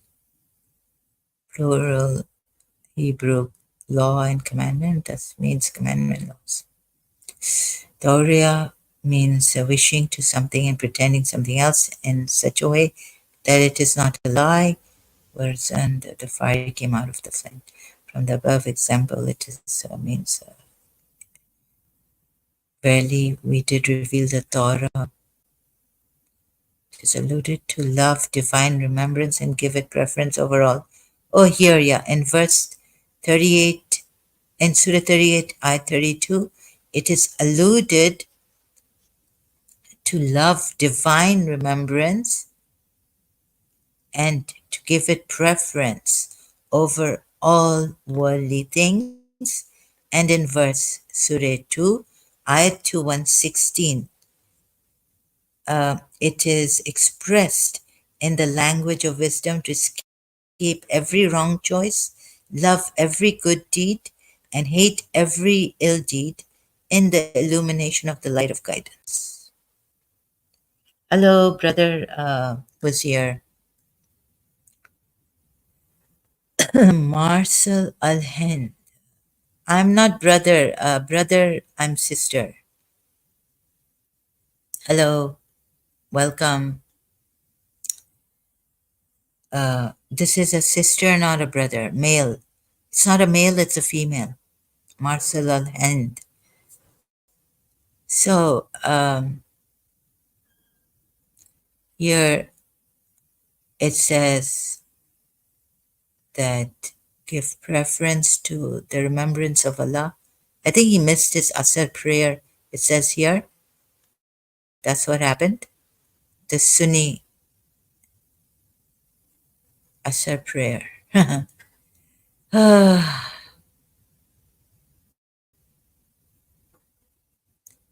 And what does it say in the Ismaili? So Surah Tawbah ayat 24, it's like loving the people is actually doing. So shouldn't love be our duty? Like, uh, yeah, it's on this more weird Quran ayats I found. Yes, so I've gone, brother, 1 hour has passed and that topic has passed, gone. Now there's some more I'm discussing, like along with contradictions. What's the, so the brother says, what's the topic going on? Muhammad's weird 7 Qurans? Oh, no, no. The topic is some weird Quran ayats. Ayat. Ayats, meaning plural ayat. Ayah, plural. Like from Surah Yunus I started. Oh, okay, thank you, thank you. She says he's going to watch it later. So, brother, who are you? Are you Muslim, ex-Muslim? How can I help you here? And like, what would you like to? Is there any way I can help you? Like,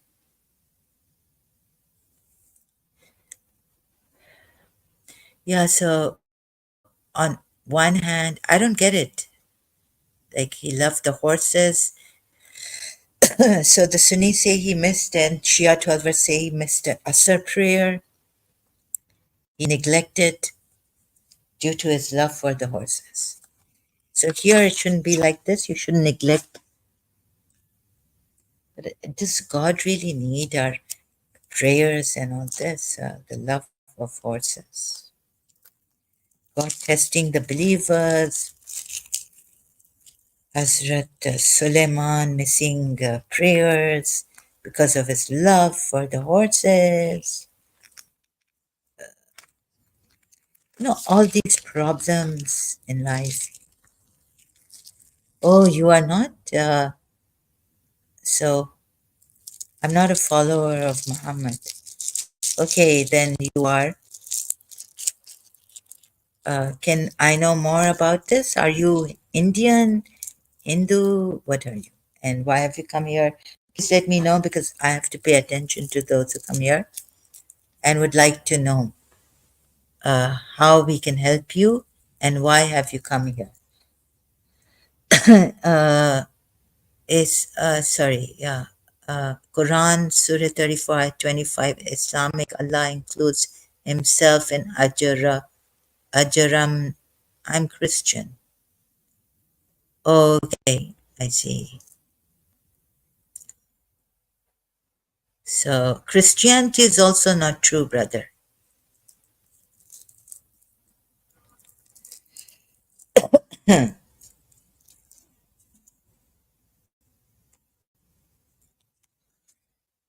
What do you mean ajaramna? Can you please translate that word? Surah 34:25.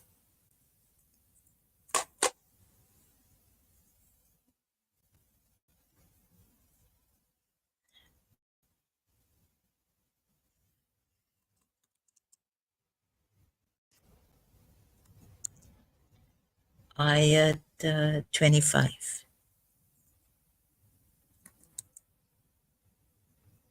Surah 34. What's this?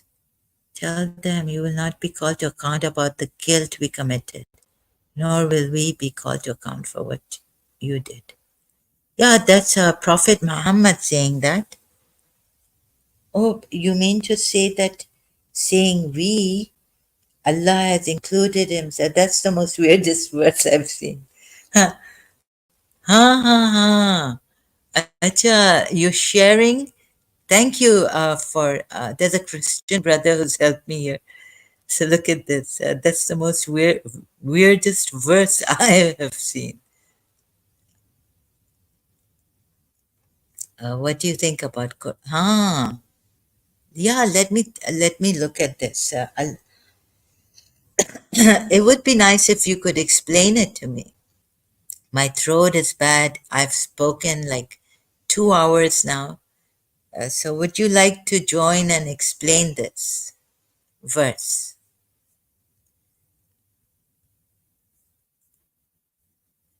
Guilt. What is this? I know what this is, but yeah, you could be right about this. Can you join? I can send you an invitation here. Can you explain? Can you join? Or not today? Let me just invite Marcel Al Hind.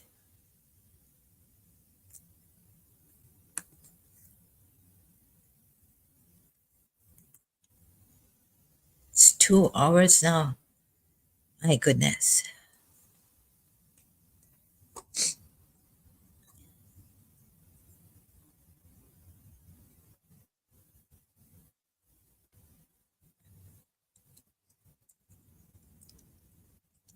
Waiting to see if Marcel Al Hind will join us.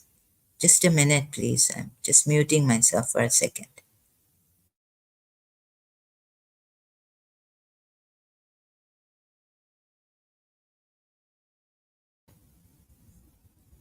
Marcel Al Hind is not joining us. He's commenting here.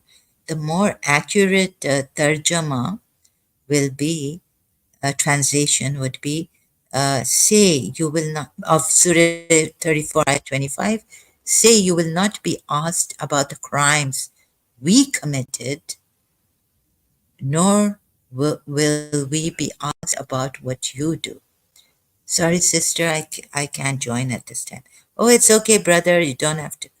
Thank you. Thank you. Like, it's so nice of you to say sorry and all this. So kind of you. So considerate. It's okay. I understand. So, oh, let me. This means not only Muhammad is saying this, and there was a Christian brother who had done a video on this, like, or the reason why he thinks these are the really weird, some Christian brother, or who was he, atheist? Like, of course, it will affect the believers because of what by saying that you will not be asked about or affected about the crimes we have committed. Okay, but it's going to affect the believers, right? If Prophet Muhammad commits a crime. And here Marcel has added more, given us more that, in fact, in this, it, God has been included. So, Marcel, am I doing justice to what you've said here? Allah, thank you for this piece of knowledge. So grateful to you. Islamic Allah includes himself in Anjaram. Oh, this word that is used.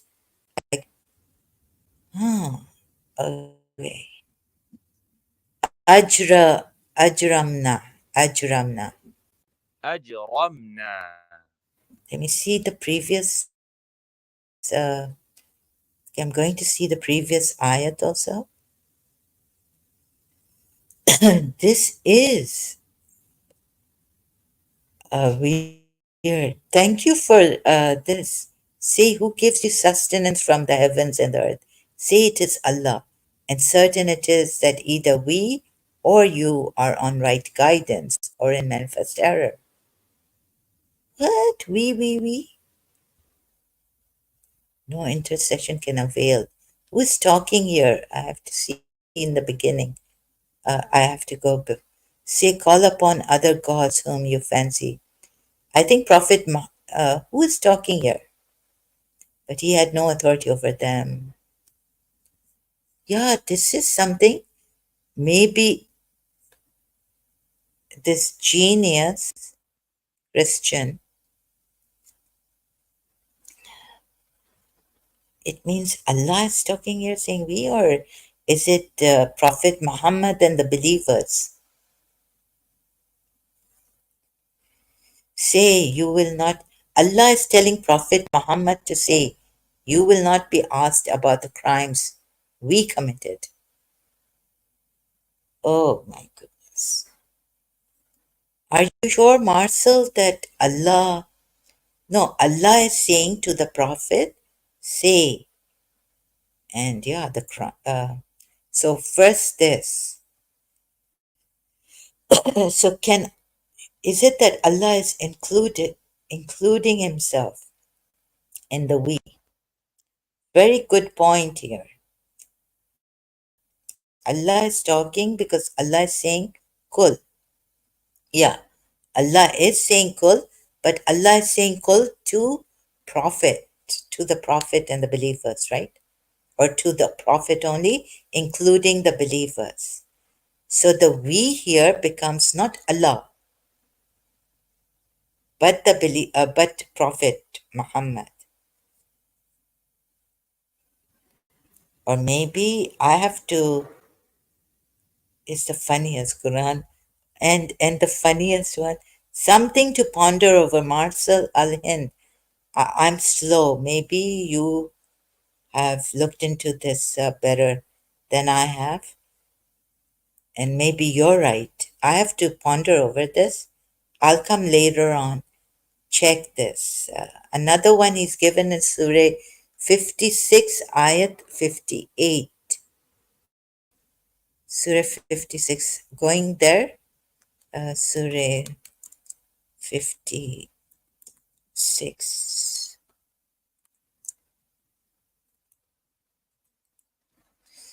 Surah 56, Ayat 58. Just with the computer, I can, with the numbers. I'm a bit slow. Surah Waqia.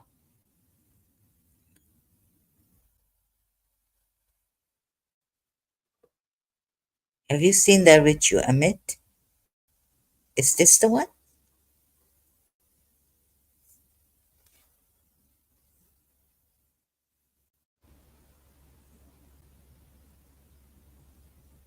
Allah is talking because Allah is saying,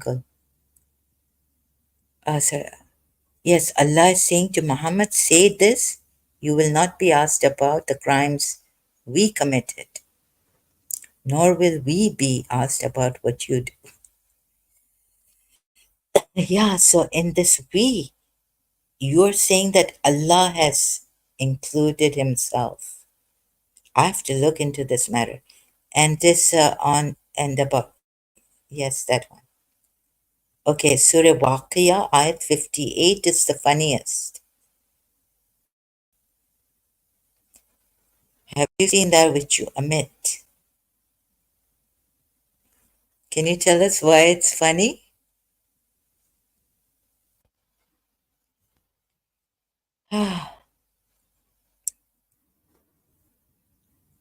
Marcel, brother, my God, what is this? Not a lot of these prophets. Terrible. Thank you for your help. Just waiting about Surah Waqia at 58. He says it's the funniest. Have you seen that which you emit? As if humans see it.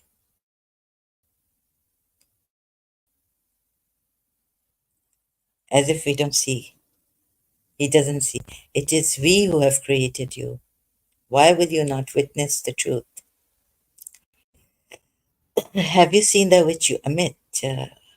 Is it you who create it, or are we the creator?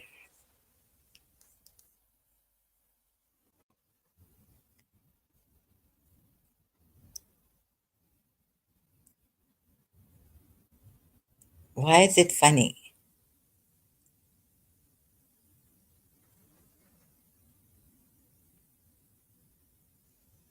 Okay, here it comes. Surah 58, Ayat 56. Have you considered what you have ejaculated? Dr. Mustafa Khattab.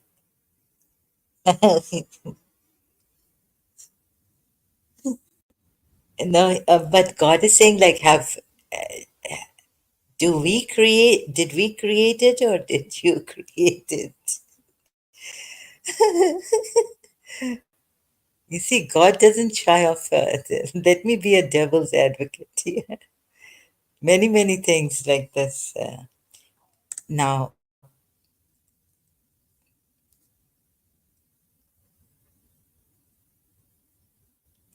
the thing is that, can you explain, brother, more? Do you find this funny? Funniest? Oh, God. I guess I'm still a bit how stupid can I be? Like still a believer. More ayats coming. In that we will change your likenesses and produce you in the form which you do not know. Well, Allah is saying here, it is when he talks about this ejaculation, consider sperm that you emit. No, Dr. Mustafa Khattab's translation is given, which is not here. In Quran, another one. Acha. In Quran, Surah 27, Ayat 17, Suleiman has an army of mujahideen birds.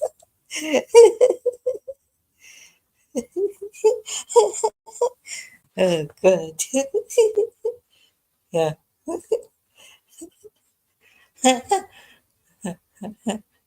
Nothing is impossible for God. No, no, but the devils, shayateen. Forget the birds. No, but don't forget the birds. See how stupid I have been also. Like, um, hmm, some conditioning is still there. So, need to empty myself. Suleiman has an army of mujahideen birds. Army. Surah 20, army.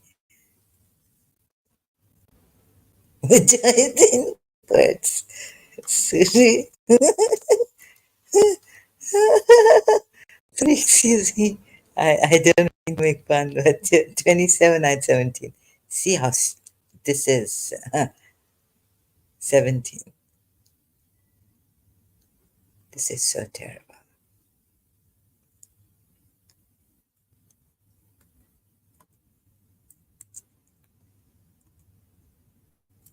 Yeah, God can do everything. The believers don't see. You see how we, jinns, humans, birds. No, no. Yeah, and birds. Acha, along with humans. No, no. Soldiers of jinns. Also jinn. Brother, this is worse than what you have. Did you? He has a host of jinns also. Not only men and not only birds. He's got jinns. And Allah is a hafiz of these shayateen. In another ayat, Suleiman has shayateen working for him, and Allah is hafiz over them. And Brother Marcel, not only birds, but jinns. How worse can it get? I mean, how better can it get? So thank you for this. Yeah, I showed not only birds, birds. Birds are going to Mujahideen, the army soldiers. So where are the soldiers? How are the birds going to be soldiers? No, the flying carpet. Where's the flying carpet in the Quran? I didn't find the flying carpet. Marcel Al Hind. Suleiman dying and all this, but the flying carpet is in the Hadith, I think. Hadith. Sorry, excuse me. I have this, my allergy and congestion, bad throat. Suleiman has a flying carpet. Yeah, that one is in the Hadith. I couldn't find it. Flying carpet in the Quran. Suleiman, Solomon, flying carpet. No, that's in the Bible.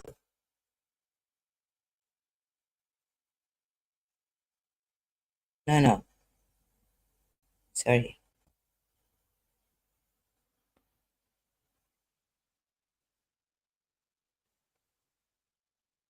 No, no, that's brother.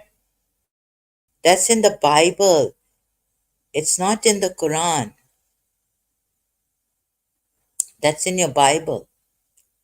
Yeah, the ant one is there, but the flying carpet is in the Bible, not in the Quran. Brother, I think you should also leave Christianity. Sister, in Quran 27, Surah 27, Ayat 18, an ant is making, is what? Making Quran? No, the ant is communicating with Solomon. But this, the one here, can you see I've shared? Flying carpet, I didn't find it in the Quran, but it says that did King Solomon have a flying carpet in the Bible? No, King Solomon did not have a flying carpet in the Bible. King Solomon is credited for writing 3 books of. No, no, here, Bible. The Here, Antique Rugs of Doris Leslie Blow. The Legend of the Flying Carpet by D.L.B. The first account claims that the Queen of Sheba, who also appears in the Bible, gave Solomon his flying carpet as a proof of her undying love.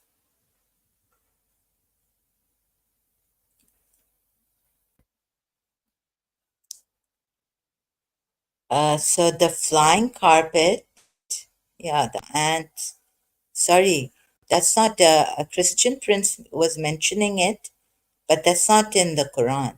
That's not a verse in the Quran. It's in the Bible. Okay, clear about that? It's from the Legend of the Jews, which is a fairy tale book. Oh, so it's not in the Bible.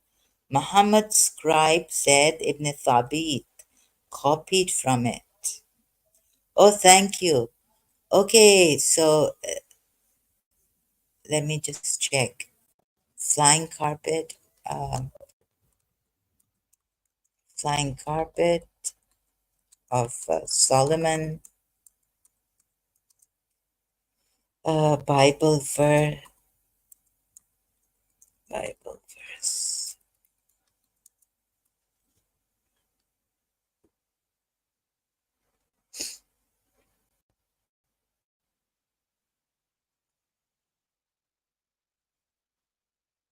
No, no. It is in the Bible. Actual biblical text. There is no account of a flying carpet. Hmm? Sorry, I'm kind of confused here. While people make reference to Queen Sheba gifting a magic carpet to King Solomon, in the actual biblical text, there is no account of a flying carpet. The story of Queen Sheba giving King Solomon a flying carpet is not found in the biblical accounts of their encounter. Okay, yeah, you're right. So, where in the Bible is it written that? Let me see answers.com. Wait.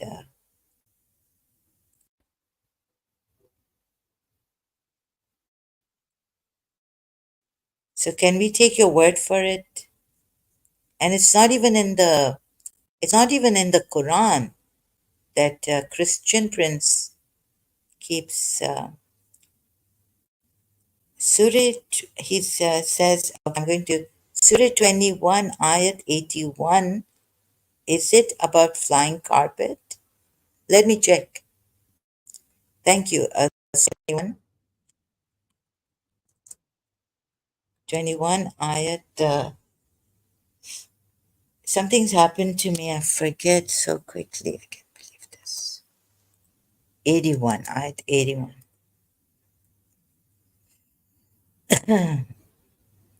No, it's the raging winds blowing. It's not the flying carpet.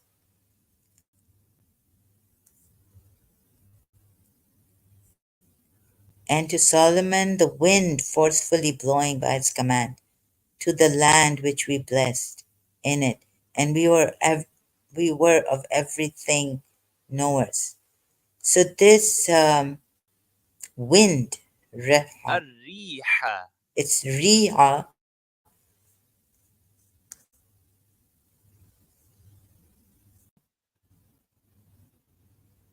So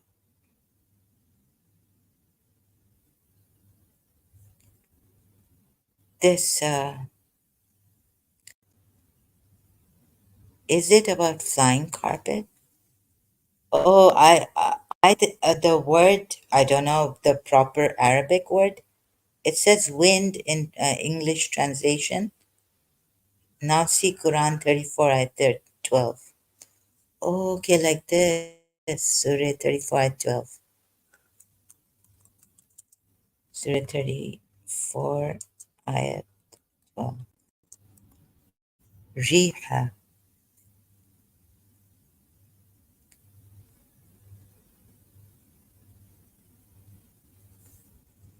No, it still says, Surah, I'm going to the Quran.com.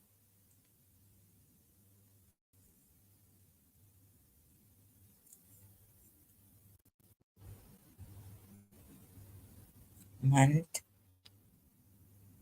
And it caused to flow for him a spring, Aina. And of copper, permission,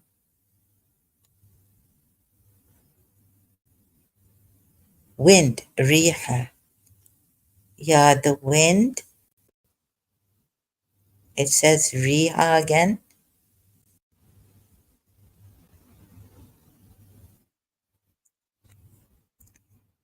Yes, I've opened Surah 34, Ayah 12.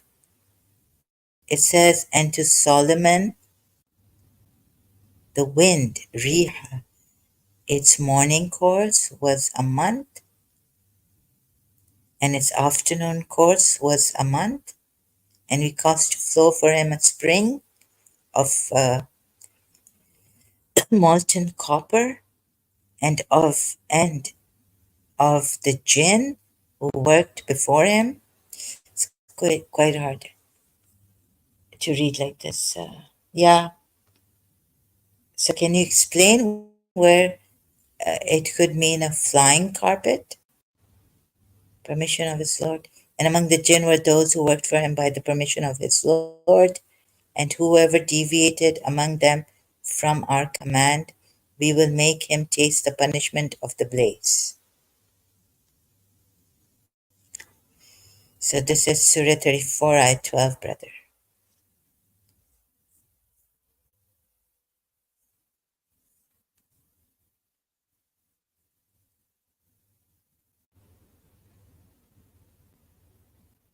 Yeah, so I didn't get it. It says wind.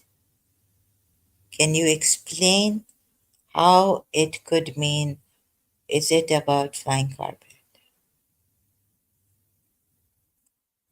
And then I saw, what does Sunni Tafsir say about? Acha, the Sunni Tafsir. Let me just, which one? Ibn Qatir? Any Sunni Tafsir? Just Surah 34, Ayah 12. Sunni. Okay. You mean Christian Prince?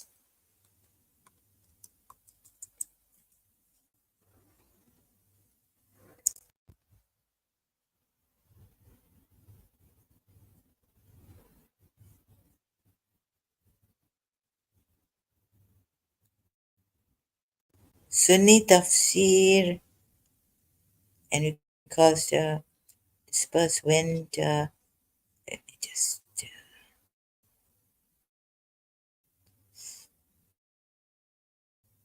disposed morning, journey, morning, noon.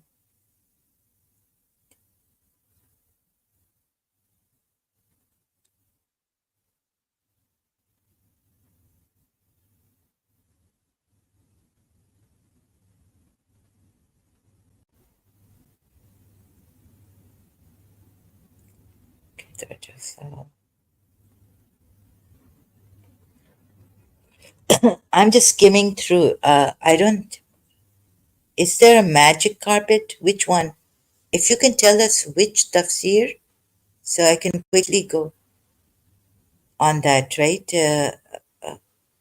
Whose tafsir says that it's a magic carpet? Hassan al said from Damascus morning landed in. Where's the magic? Oh, he subjected the wind to him so that it would carry his carpet one way for. Oh, yes. Ibn Qatir. It's here. I got it. Oh, this is how Christian Prince means through the tafsir of Ibn Qatir on this. Yes, you're right, Marcel Al Hind.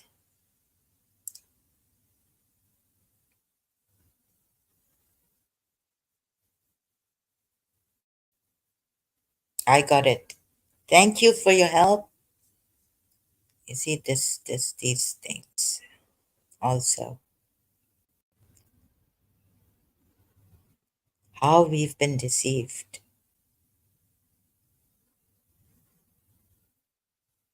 Set yourself free. I would say, sorry, Marcel Al Hind, I'll say from all religions, and this. And please stop killing people and threatening people to kill them if we say anything against Prophet Muhammad. I mean, this is ridiculous. The reasoning given things in the Quran that I've showed you. And please seriously think about this, Muslims. We're not here to make fun of you or your Quran or Prophet Muhammad, but I mean, come on, this is laughable.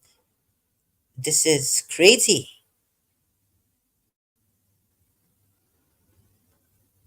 Huh. God using shayateen and becoming a hafiz and then telling you, don't listen to shaitan, this, that, making you afraid of shaitan.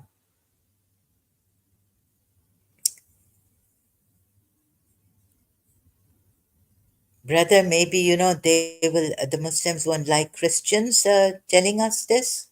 So that's why I'm trying to say that, look, I was a Muslim and it's not making fun, it's just that this is ridiculous. And thank you, brother, for your help, even though the Muslims may not understand.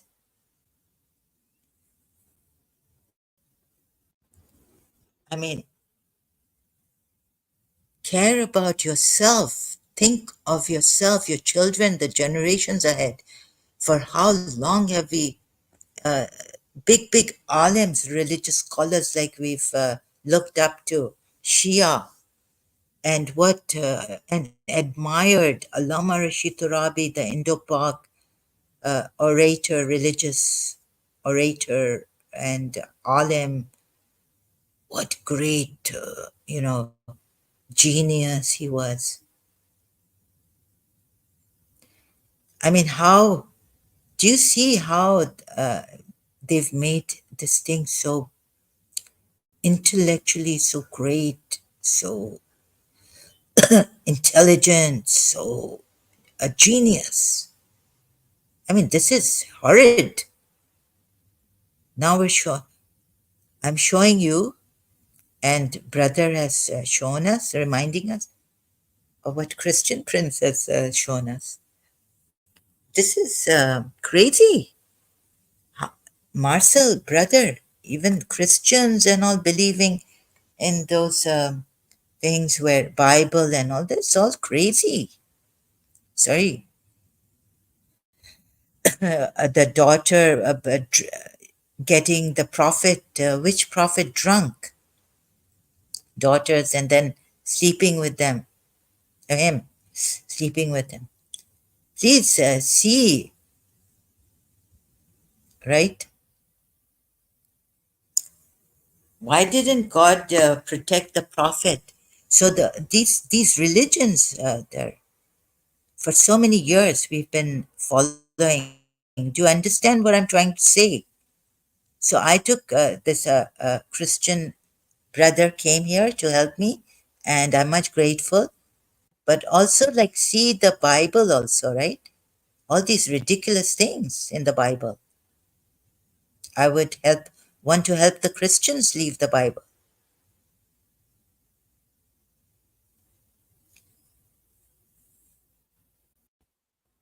This belief is ridiculous. He's still here. Yes, Marcel, brother, even Christianity and the Old Testament, New Testament, ridiculous things like how we have believed in this. It is ridiculous. It's horrifying. It's a tragedy. It's a human tragedy.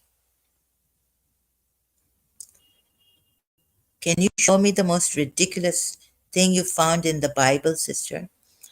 I haven't thought of this like the most ridiculous, but there are ridiculous things. Like, you know, this is terrible. The who the prophet, the daughter's father, daughter's maid, you know, and slept.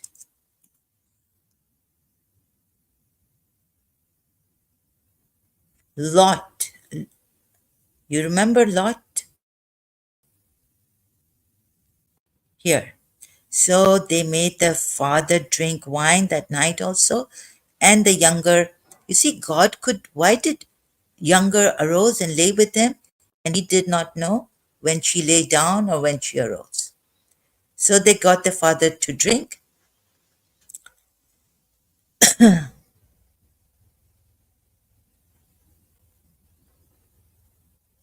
right? Yes, yes.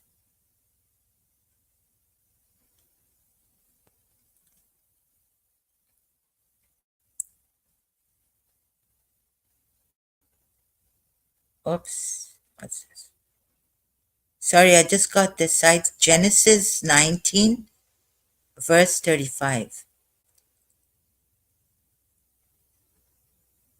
So that night they got him drunk with wine again, and the younger daughter went in and had intercourse with him. As before, he was unaware of her lying down or getting up again.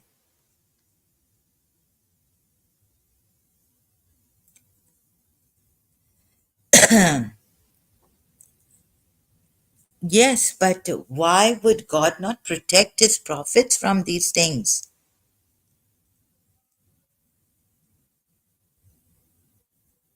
So, they wanted to have a child with him. Did they have a child with him?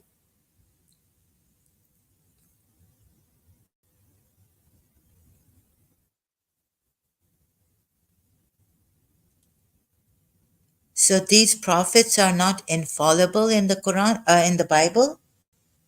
Like I mean, who was punished and condemned? He was drunk. How can Lot be punished? If you're drunk and you don't know it, like someone tipped your glass, you go to a party or get together, what do they say? Tipped, what do they say when they put in, someone gets you drunk, but it's not even Lot's fault for God to condemn Lot. You see, when there's something like, if the laws would allow me, science would have this evidence that there is some black magic on me, and I'm not the one doing it, it's the devil making me do these things, that they've sent on me to make me do these things. Then how can you condemn me? Or if I'm drunk and I don't realize and I do something, you could say she's under the effect of drink drinking. Someone has made me drunk, not that I have drunk myself. So brother, how can God, sorry, not Allah here, God, punish Lot? Think about it. So you see how religion mars, distorts your intellect. You don't see, like Jesus Christ has said, this is a very good saying. You don't see the log in your own eyes, but you say, oh, brother, please let me take out the speck from your eyes. Instead of she, I wrote he by accident. Oh, okay. They were condemned. The daughters were condemned, not he. Yeah, you bet. You see, how can Lot be condemned? But he should have been protected by God. God can't protect his servants, his prophets, then who can?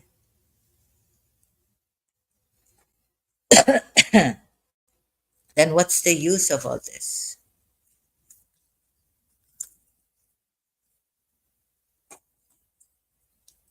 brother?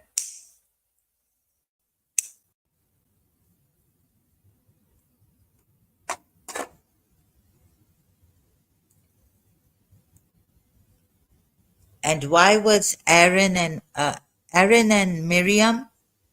Why were and David? What did he do? He said Rebecca is his sister or something when he went to the king. Prophet Isaiah was killed by splitting into two pieces with a saw.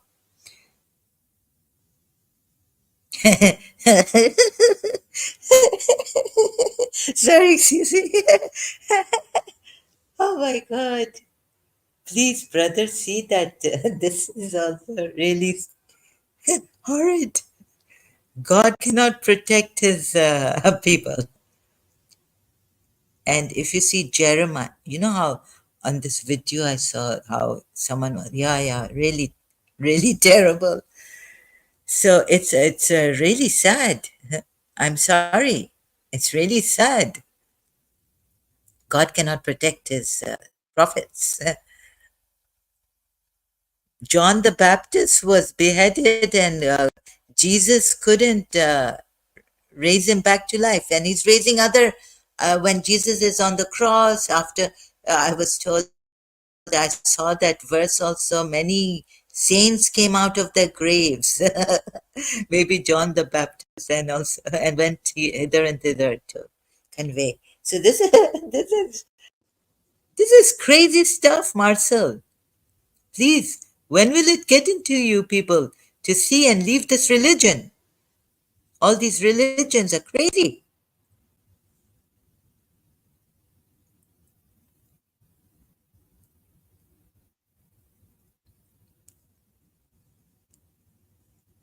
It's physic, nothing more important is the spiritual, the physical is not important.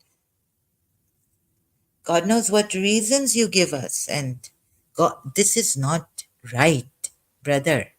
Last time I was talking to a Christian, and he was giving all these reasons, you know. Then why did the saints come out if it's all is spiritual and it's the death, the physical death is not important? Then why did Jesus then raise up because of his crucifixion? Also, the disciples were some of them were thrown to animals to be eaten alive, yet they kept the faith in Christ. Oh, brother, I'm really sorry. I'm laughing. Um, no, let's. You see, physical death is not important, then on the other hand, why raise some back to life? Like Jesus Christ raised Lazarus back to life. On one hand, you're saying physical life is not important, so that's why John the Baptist work was done. No, but I'm saying no, you should prove to these tyrants who killed you that we would raise them up. God, you can't kill them, they're alive. Yes, and physically also raise them up. Brother Marcel, you know what I mean? It's not about it's not about getting, like having this terrible death. But on one hand, the thing was, if I could say it properly, this too, right? The point is raising some people from dead to life, not raising those women's children who Herod killed when Jesus was born, and he realized when he got wind of that, he killed, he got many children, wailing mothers, grieving mothers. Then, on the other hand, your Christian brother was saying here, what's this now, Matthew? Can you answer me this at least, right? 24, Matthew 24 9. Please, please see this. This is ridiculous. Your reasons, like the Muslims give reasons, it's ridiculous. 24 9, Matthew 24 9. I've put surah here. You get it, brother.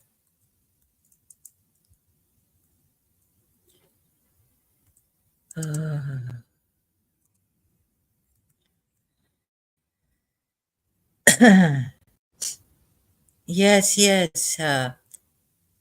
God has said this, but please, God has also said, yeah, I got this. Now, what do you want to say about this?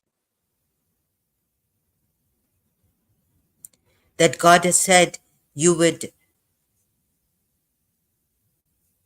then you will be handed over. So that's why he was handed over, put to death. You will be hated by all nations because of me. At that time, many will turn away from the faith and will betray and hate each other. What is all this nonsense? 11, and many false prophets will appear and deceive many people. So just because God has said this, it has to happen. This is a crazy God, brother. Marcel, this is, I'm getting really frustrated. No, sorry, excuse me. So if my tone, brother, this is not right. Just because God has said this, there's no God saying this. You should be happy.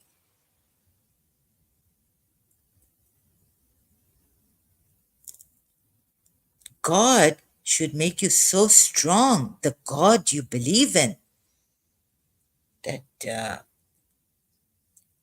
and then there's a, he didn't fated it, he just told the future. Please, no, but the point here is he's told the future.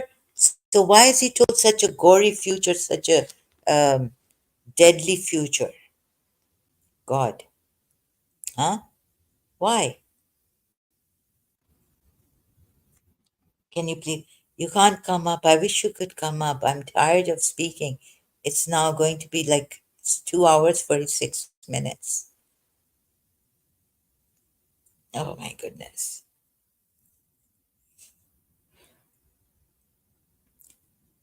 So you're saying it's not that God has fated it for him?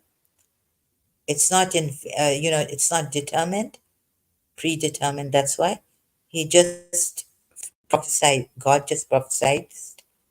What a bleak future.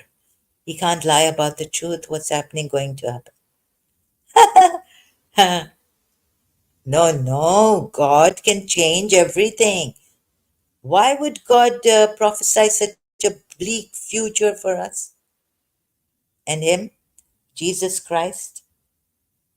He may go, He, no, God can't lie or this not. This is not the question. God can change everything. God doesn't have to bring such things into being. He's the creator, right?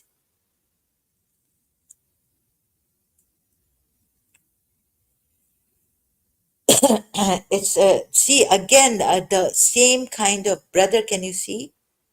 It's the same kind, although little same kind of thinking that you reasoning you give to defend what nonsense religion and this false god.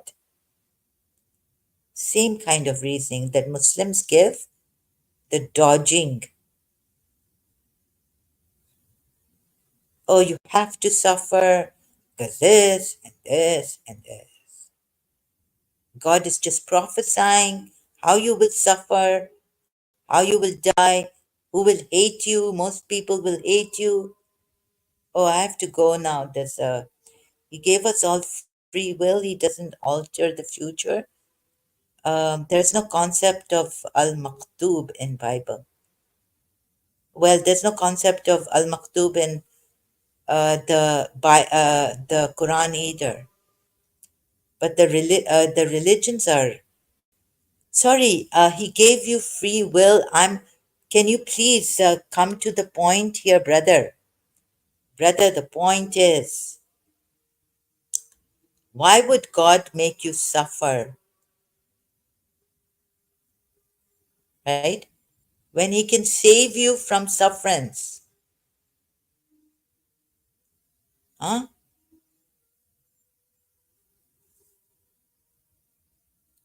Or let me put it this way. Let's say John the Baptist. Jesus could save John the Baptist. Jesus can bring to life people, right? The sin of Adam and Eve. Yes.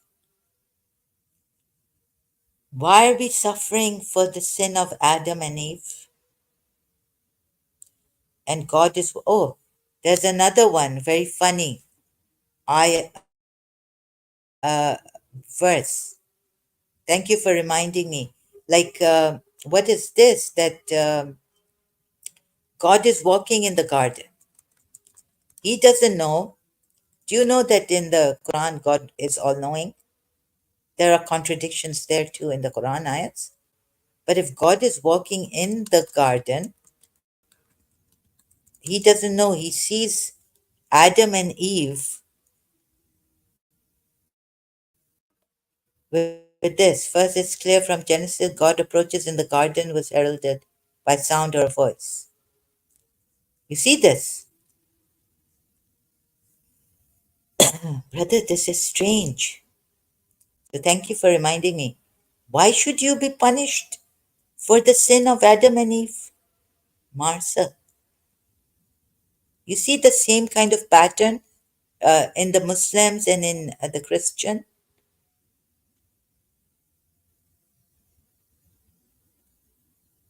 Same kind of reasoning. He gave us all free will. You jump to free will. He doesn't alter the future. You see, people need God, some higher power to believe in, or savior or something. God has said another Bible verse. God says, I regretted making human beings or creating human beings. God regrets. Marcel, brother, do you see where you've jumped to? And then you've jumped to the sin of Adam and Eve. Yes, and there was only one rule God gave to Adam and Eve. Do not eat from that specific tree, but Eve ate. Eve made, and the woman is made of the rib of Adam. Then the woman is the daughter of Adam. You see, brother, you're not coming to the proper reasoning. All of you, Muslims, Christians, I've spoken to Christians here. Same thing, but in a little variation. You want miracles? Yeah, God saved someone there. Yeah, God saved. David Wood was saying that I found this priest. I was an atheist. God gave me a miracle. God, you see, David Wood's friend, God didn't give a miracle. He died of cancer. He became a Christian. Slight variations, same ridiculous. This weakness of believing in God.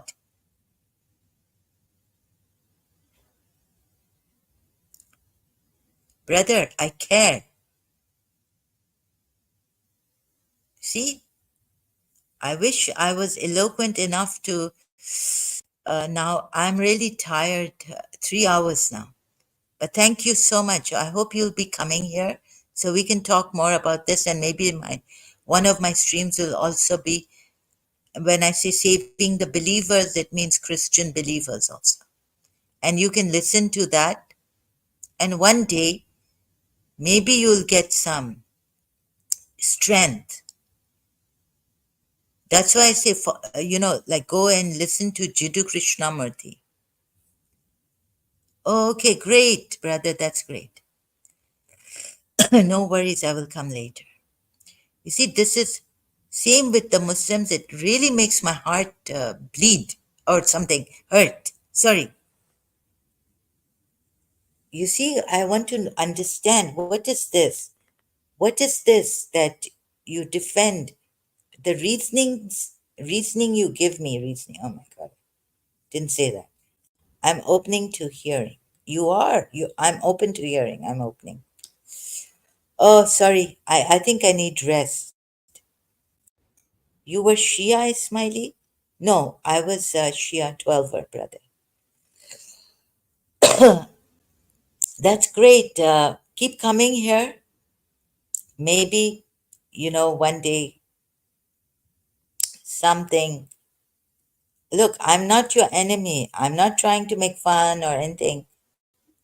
I just am seriously very uh, concerned. Okay? So I was a 12er Shia,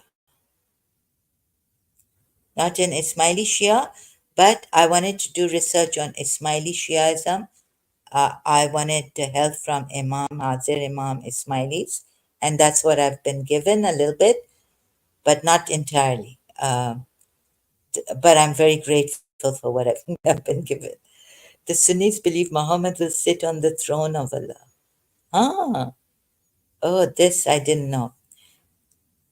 So this is really,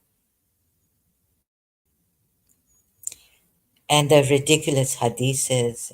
But that was the true Muhammad, I think, from the Sunni hadiths. So, Marcel, brother, thank you for being here. Thank you for your help. Now, it's really hurting me. My throat is, sorry, slightly dry, and my energy has left me. So, I'm going to not be able to talk properly as it is sitting with people in real life. My energy gets drained. I don't know why. So, brother, please be patient with me and bear with me. Best. Okay, Best Sunni Hadith Sunan Abu Dawud 67. Okay, I'm not going to go there right now. I'm going to leave.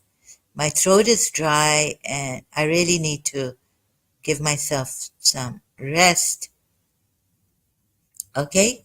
I've been resting, I know, and haven't been coming here a lot, but still I need to. I guess it's getting worse. My health. Uh, I won't be able to talk with you proper way. My eyes are closing. I'm feeling weak. Uh, Sorry, brother. I cannot. I'm out of control. Madness. I know it's crazy. It's not healthy. Uh, but I cannot stop doing that.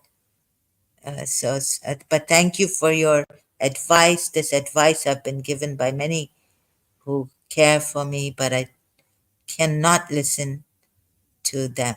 Couldn't take their advice. Okay? So take care. Thank you so much for your help. Thank you for being here. Thank you for all this. I'm open to hearing. That's really great. Great. That's the first step. I think they say it is the first step. So thank you so much, brother. Take care. All the best. Wish you. God bless you, your country, your people, your loved ones, your friends, all of you. And thank you much for your help. Much always. God bless her.